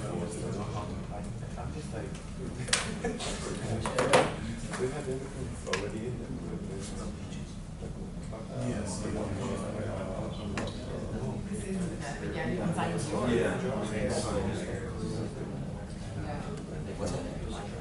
Alright, I'll do that. Like geographic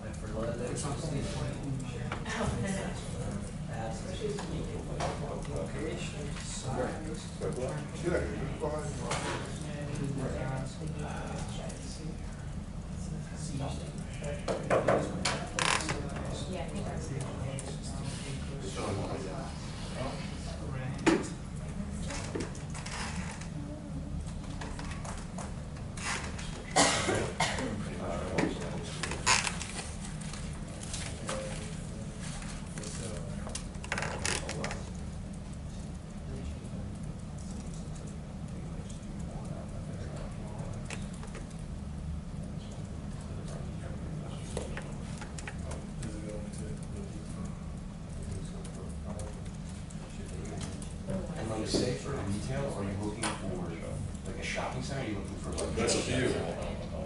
Could be a strip center, could be a single out parcel, could be a restaurant, could be anything in retail. So like a restaurant.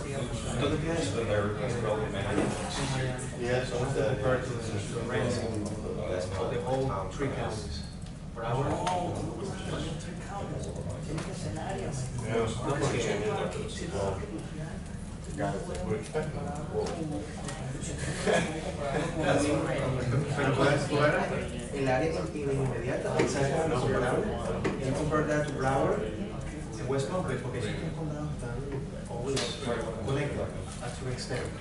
Y representamos su vida. Which ones need the rents are highest, and the demand is highest.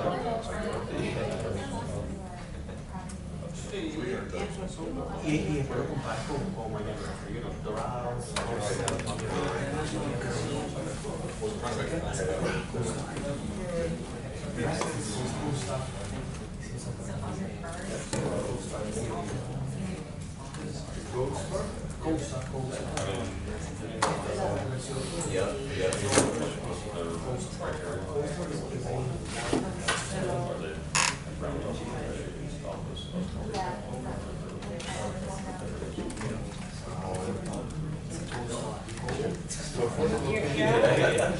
Jarvis is really opposed to this.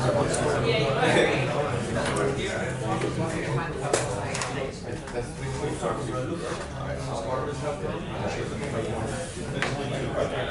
I think it's 4.3.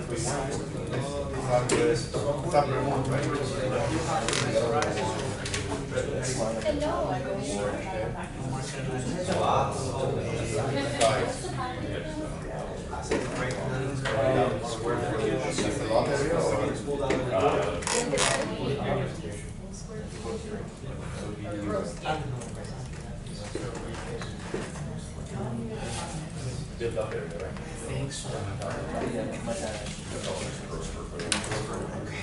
Professor, if we pick a property and we come to the rent price for that specific property, it is for sale, but you're not saying, we need to make a market analysis in the area, right?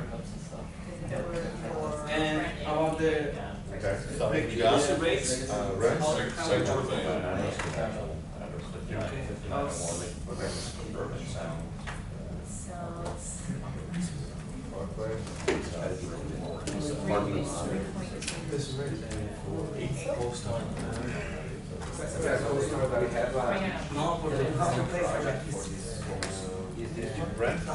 Right, this is the beginning of it, yeah.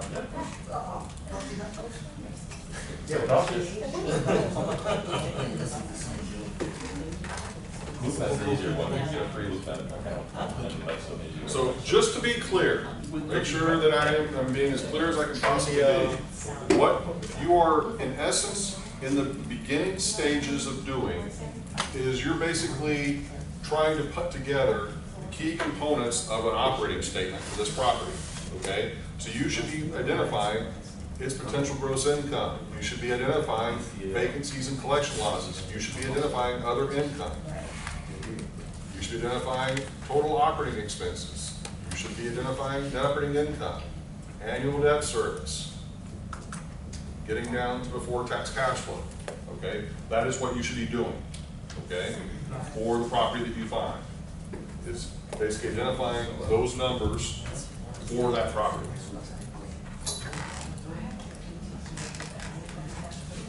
Because those are the numbers that you're going to be using then next week for your discounted cash flow model. The other thing, in addition to that, is you're going to be looking at any sort of growth rates for rents, expenses, etc.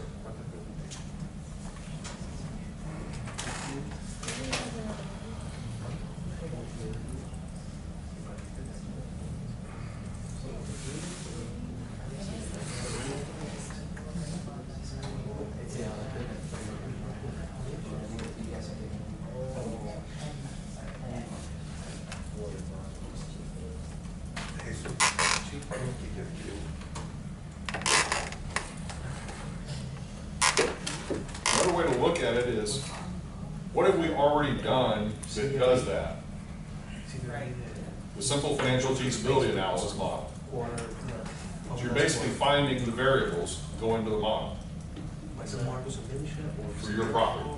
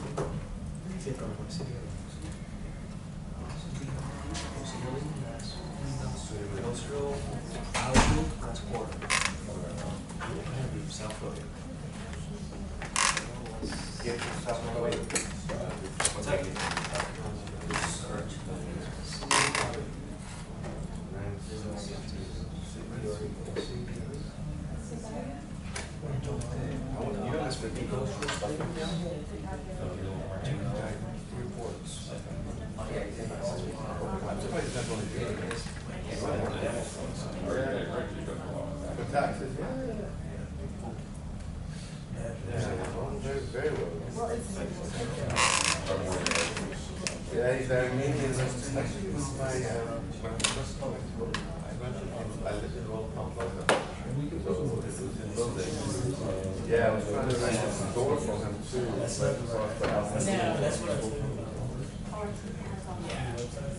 Yeah, the thing is, he has a lot of cases.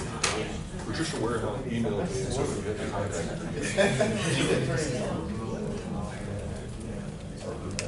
Alright, so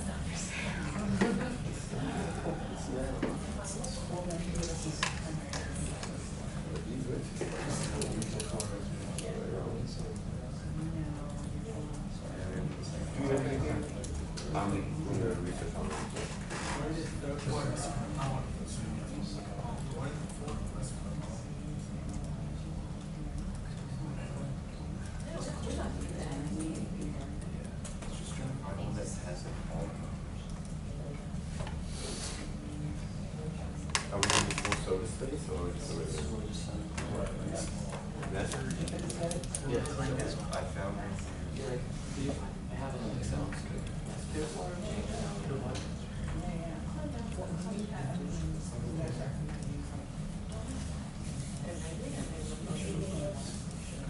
This is about 1850. How can I block 26 years before federal highway beyond that, is what the office for protection United. Safety probably.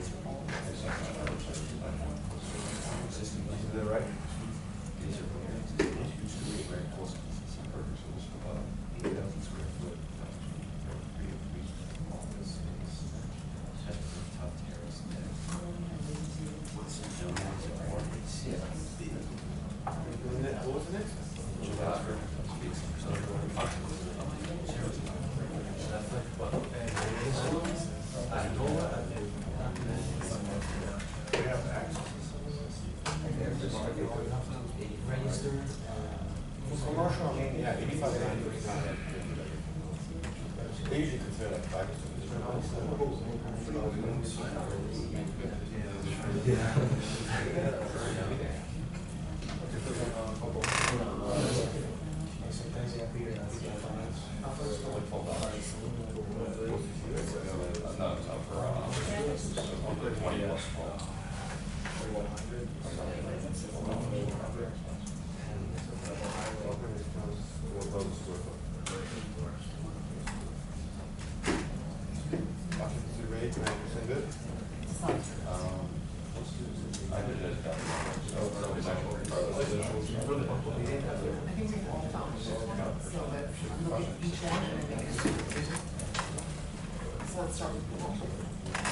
just got here.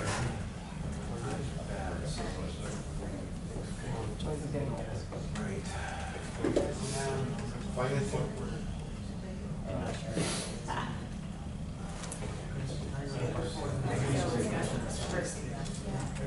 My initial concern with that is because it's a portfolio, and then numbers might be skewed. So it's not for one development, it's a portfolio of two. Does that mean when you have the farm? 45 years. Is that the only one you have so far? Like pulled out, that's mixed use? No, it's the first one I've been able to look at. Did you forget what I was reading those. Okay, cool. What do you have?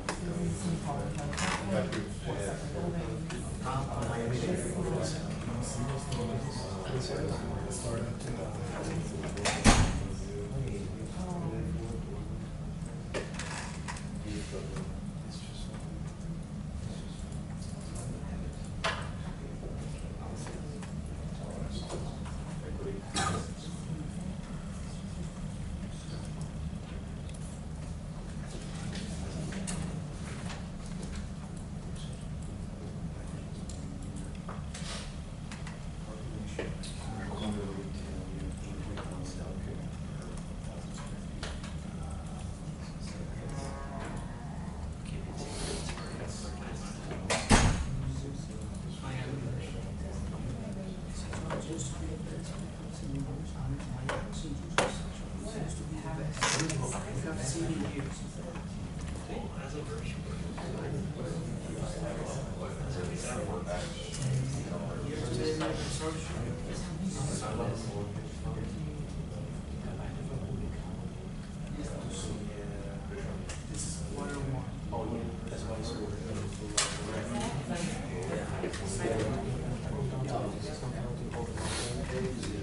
Can you see how my data is small? So I know that these are all.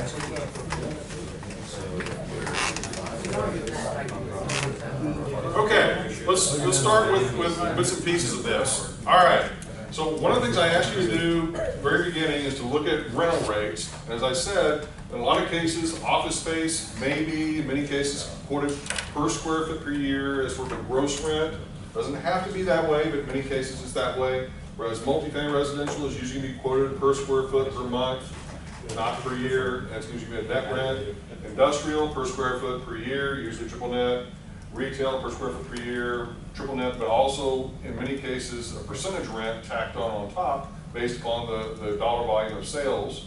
And then mixed use obviously depends on what use we're talking about. So with that, have you guys already started to run across what the rent rates are for these different property types? Yes? No? Okay, let's give me some ranges. Dustin, what about your group in terms of rental rate? 18 to 20 net. Okay. But our gross, I guess, yeah, if you want to gross that up. Yeah, 30 to 32.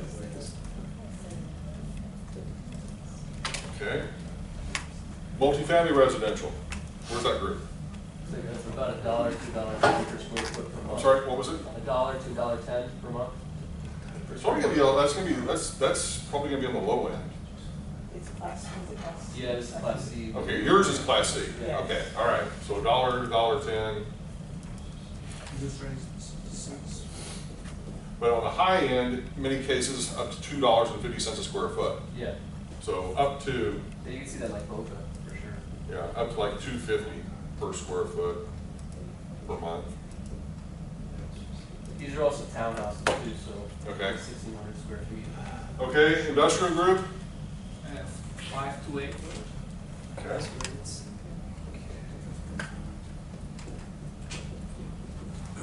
Retail? 30 to 40 triple net.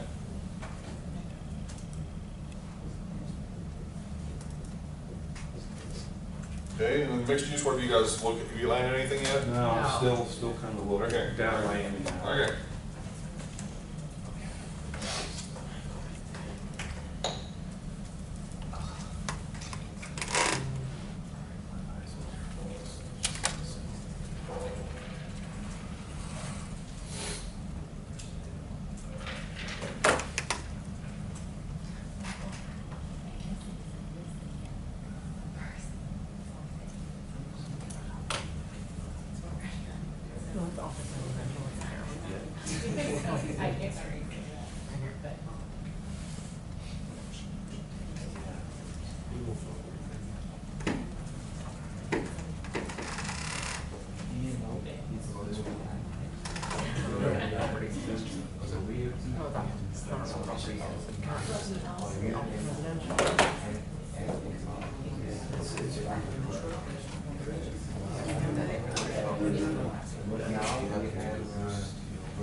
I would open it in a separate tab because it's after that.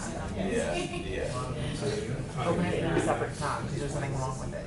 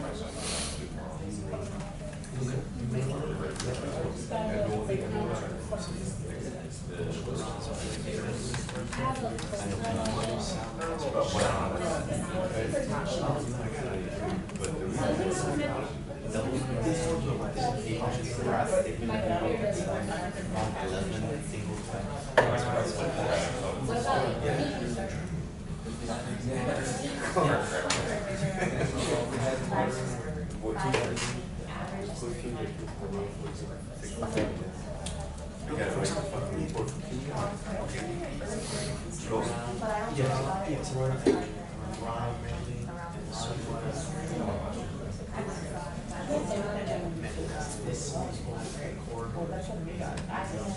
That one's, go at once. Right, that's retail office.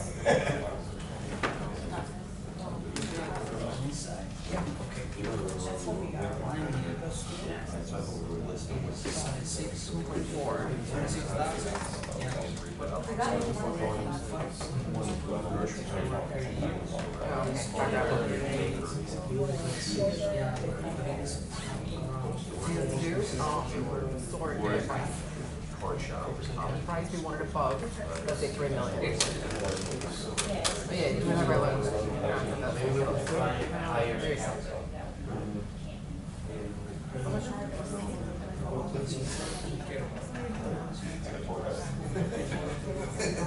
Cap rate on request, keep it.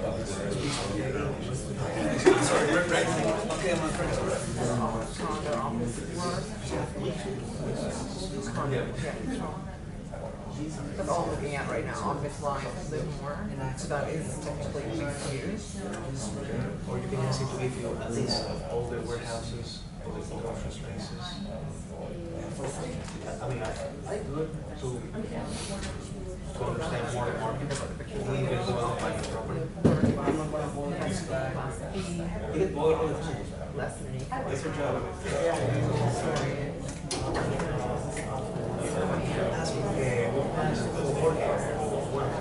He doesn't have access to it. Yeah, and that goes to ours.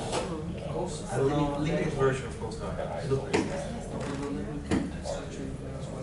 No, but they're expensive. Yeah, I would get that. So they have more research that the REE look like. Okay.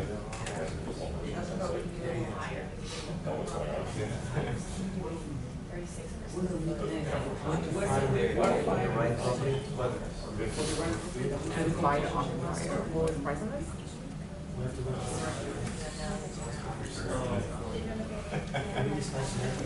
I'm down for it.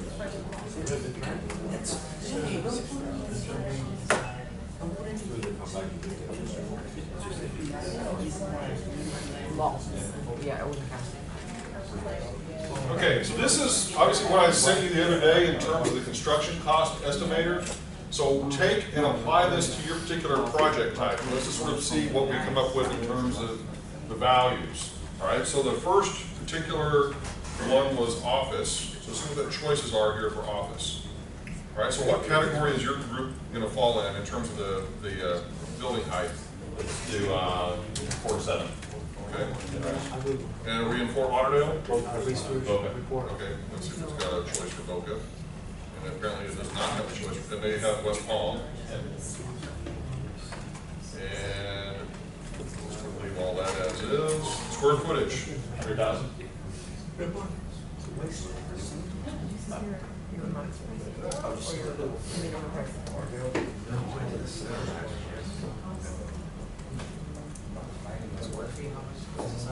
Okay, so they're basically saying per square foot construction cost of $86 a square foot.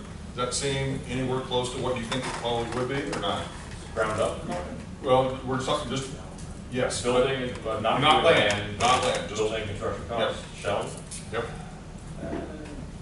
Let's go ahead. Multi-story with elevators and everything, I think it's more like. Well, it says it's 47. 100, and I would say over 100, 115, 120. Well, they're saying it's a median, so we can kick it on. Let's see what it says for the higher end.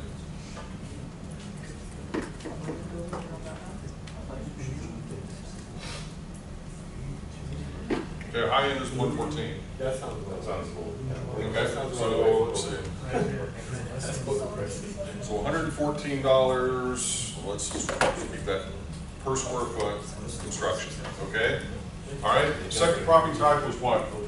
Townhomes, multifamily. Multifamily residential. So let's see what we got here. We have.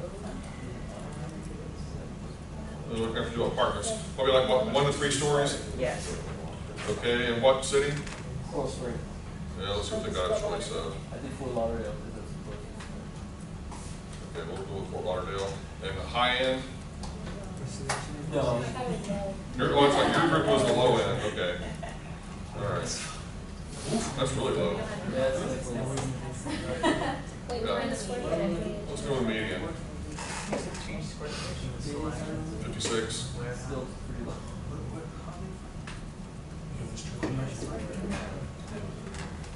All right, let's go with high end a little better. But the square footage is 28,000.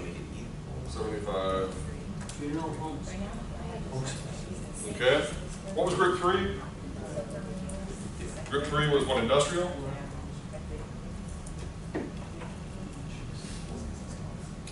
Let's see, warehouse probably. Here we go. Is that what you guys are doing with the warehouse? Okay, and what city? Medley? And what's going to be my choice here?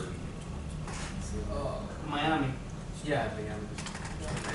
It's Miami. Okay. $60-ish.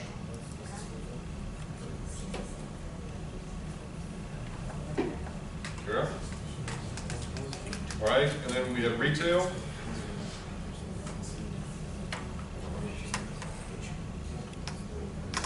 Where's the retail? Yeah, Okay. Florida. Okay.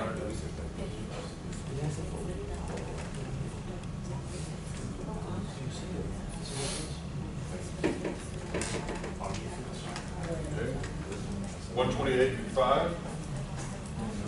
129 per square foot. Yeah, mostly commercial office, residential market. And then you guys, once again, you, You mean in the next 2 to next year? any idea what your mixed use is going to be? It looks like. Okay, so we can do this.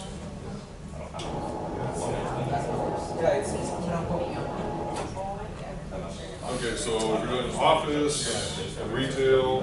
So are you going to do, I'm assuming you're going to do first floor retail and then like several stores, office on top of that? It depends on what, this is what we were finding thus far. So Okay. it can be one of those. Yeah. So basically, let's just say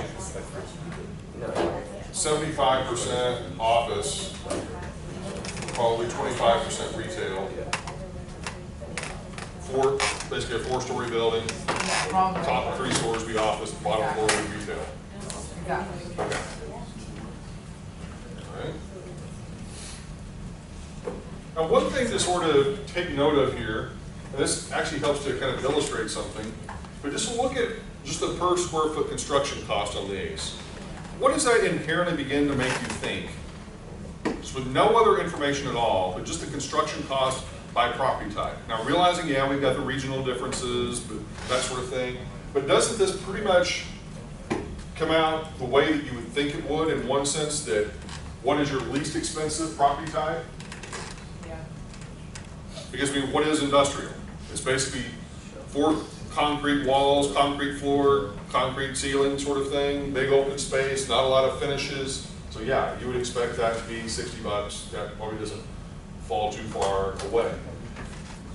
Or multifamily residential, I mean, we obviously went with the higher end, but even with that, still only $75 a square foot. Now, chances are, still not going to be a lot of finishes with that. It's going to be pretty minimalistic. But you know, with residential construction, one of the big differences is that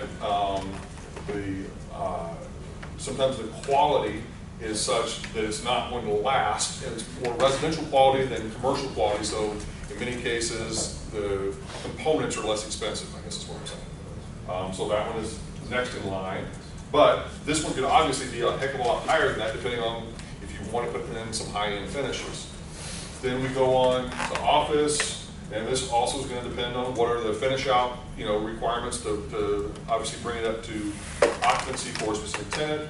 Retail being relatively high, once again, probably due to finishes that you're going to put in. So those are things to sort of think about. Now, one of the other aspects of this that kind of, you begin to kind of think about, well, with those sort of construction prices, how do the construction prices relate to the rental rates, and how do they relate to the land costs? Because, here's what I'm trying to get you to think through. This is kind of the objective here, is that as you're sort of putting this together, and we're just sort of, I mean, granted, we're not looking at the same site, we're not looking at the same properties, but are there some interesting generalizations that you can begin to kind of pick up on? In other words, are you going to get a higher return as an investor by investing maybe in industrial property than you would, let's say, investing in multifamily residential? Or The just investment is totally different. The amount of money you I get. understand, but the point being is to begin to kind of think about what does that mean as one of the things that we're going to be talking about, especially in the finance course, is something called residual land value. In other words, taking a look at what is the revenue being generated by the use, and then what does that imply the land value should be based upon that amount of revenue being generated, if you're purely looking at it from a financial point of view. And so part of this exercise that I'm wanting you to kind of go through is to, once again, start identifying some of this market sort of data, and then start to be able to kind of fill in your basic pro forma, but also be able to sort of see if these numbers are coming anywhere close whenever you're using the simple financial feasibility analysis model, if they're matching up at all, or they're just way off, okay? Because we're trying to do kind of a little bit of a stress test to sort of see, are these rents and are the characteristics of the property coming anywhere close to matching up with this? And if they're not, then we're going to begin to, at least I would, be asking the question, why? Or why not? Does that make sense? Yes. Okay. All right. Continue on your path.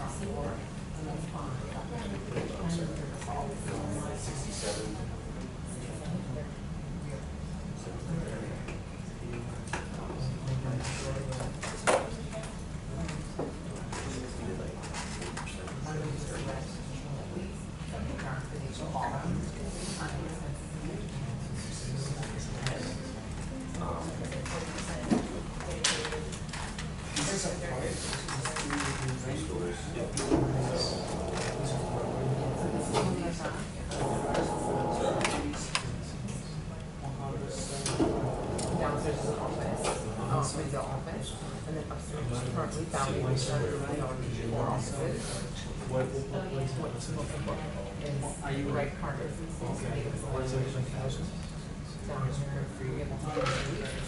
The downstairs. What's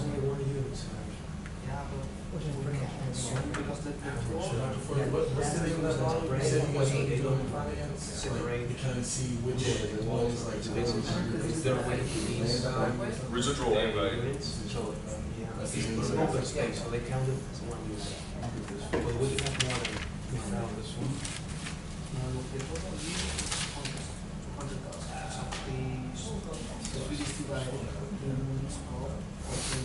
It's a big size, that's what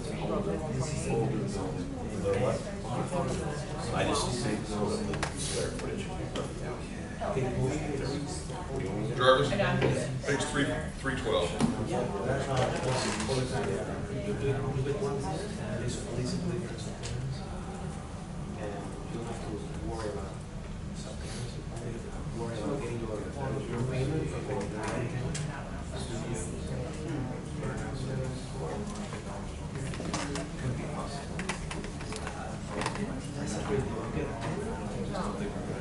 I don't think it matters. No, four things. So there's good options. Yeah, they're just doing it. That's good. Those are the last page. Also this place, right? Got one 6. Yeah, only because they are saying there's the all the for that. It's I don't see it.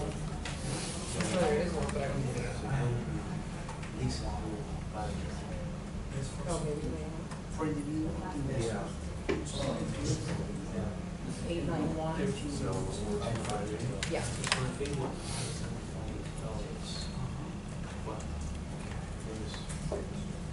$60. Yeah, it's very profitable to there's So I would say just one of those two.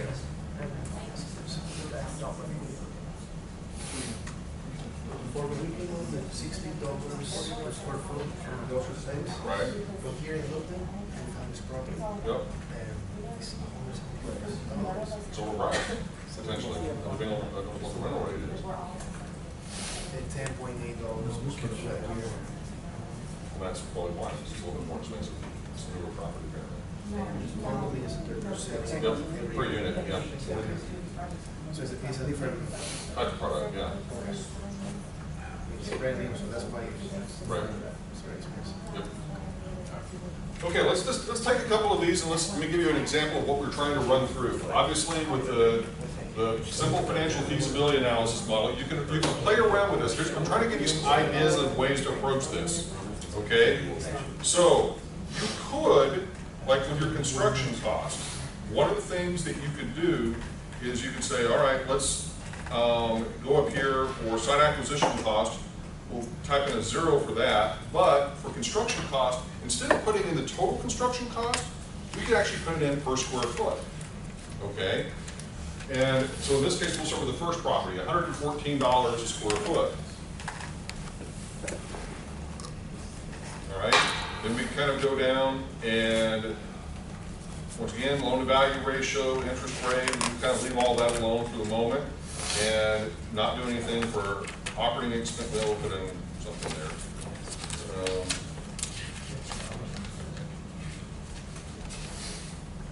Come down and specifically under leasable square feet, make it $1. Now we're going to figure out here. There we go. All right. And occupancy. So what we're saying is another way of sort of looking at this. And this is what I'm trying to show you, the flexibility of the model is what I'm trying to get at. Is that by putting in the construction cost on a per square foot basis, pretty much all of the other things will flow through correctly. And if you just put in $1 then as your leasable square feet, and that's just simply saying with that price, that is the amount that you would need to charge per square foot given those circumstances. Does that make sense? Okay, so it's just one way of kind of tooling around with the model to kind of make it work for what it is that you're trying to do.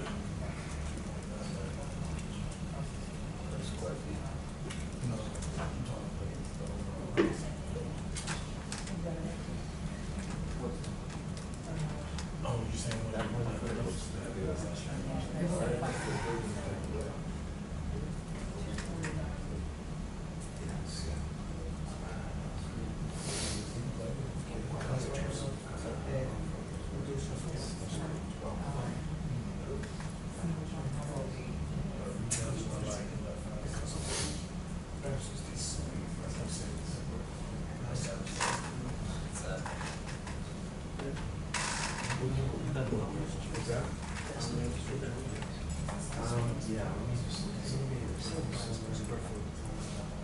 Those are sales price per square foot. This was a construction cost that we found just looking at our very basic construction costs.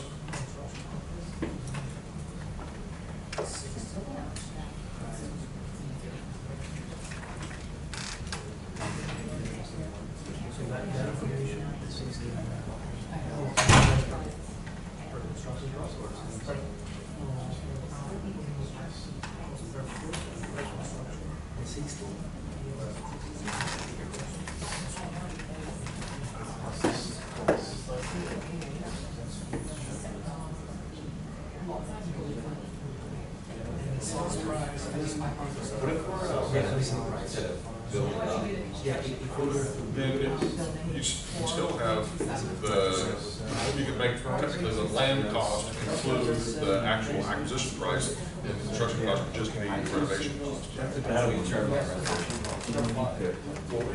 Back into it. No, news is good. The one for cheapest is good. It's actually a little nicer. It's a little more Scottish. Even when we put in the back floor plus the construction costs, so we're saying, Well, we're renovating to building up, so it would still be You can simply put in, you can reverse it and just simply put in what are your switch, in other words, flip them. It's only addition and subtraction, so you can flip them. Yeah. But I'm just saying, I don't think we know what it would be. Okay, you know what the property's gonna cost you to buy. Correct. You know what so you know what the existing property cost is, yes? Okay, then you've got enough information, because whatever's left over is gonna be your renovation cost. Okay, RJ, let me, I'm just confused because maybe I'm just saying, look. Okay, if I go to this model, and specifically, this is gonna get us down to that point right there, maximum supportable total project cost, yes? Sure. Okay, so if I go here, and I say, subtract out purchase price, That price divided by 13, that's. Oh, it'll come up with the maximum. all renovation. Each year is. That makes sense. Each year is each, the whole unit, that's it.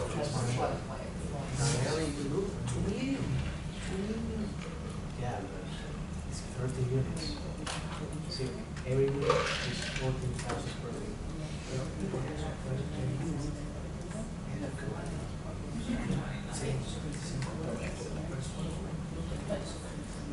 Yeah, but individual units is much. Yeah, every 14,000 square feet. Yeah, yeah. What was our, so we do 75 or? 70.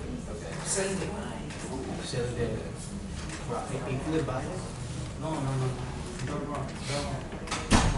We found one about it. Okay, good. This is the price. 2 million for 1 unit. And 1 unit has 14,000 square feet. Yes. The price per unit is 1.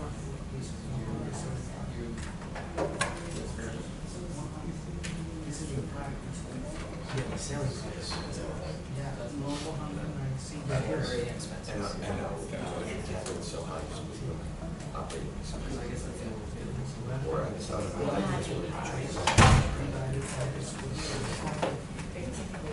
The selling price divided by square foot, it'll give me 13. The selling price. Well, usually it's like a 70-year valuation. Yeah. Okay, so before you leave today, here's what you absolutely positively have to have for your analysis. You've got to know, obviously, you've got to know every variable that is in the simple financial feasibility analysis model. Okay? So it's as simple as this. You've got to know the leasable square feet. You've got to know the average rent per square foot, or whatever the measure is there. You've got to know the occupancy rate. You've got to know operating expenses. You've got to know a debt service coverage ratio, an interest rate, a loan term, a maximum loan value ratio, and then for the construction cost and or site acquisition cost, you can potentially play around with that depending on what you're actually looking at. Like I was telling this group, they were saying, what if we're buying an existing property and we're going to renovate it? Okay, well, it's very simple, because what you can do is you can simply replace the expected construction cost with the purchase price. And then what that's going to do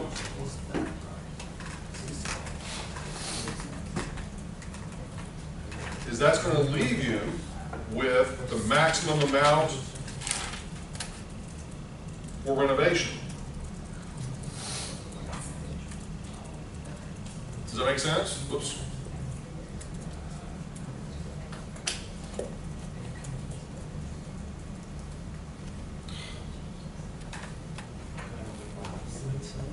Okay.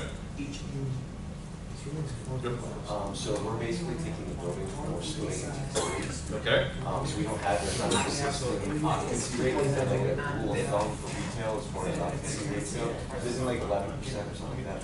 I mean, use whatever you feel like is appropriate for that particular property. That's all I can say. Put it this way, if it's 3 individual spaces, and it's 3 individual tenants, and you're signing 5-year leases with each of them or whatever, then there's 0% occupancy. Or I'm sorry, 0% vacancy, 100% occupancy. So use that. Be realistic.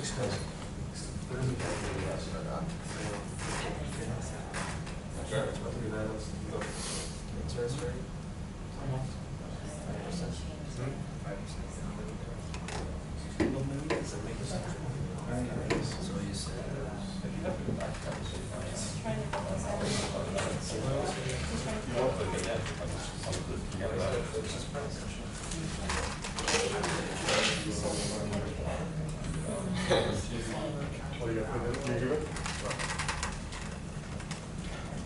What was it originally? What was the original price? What was the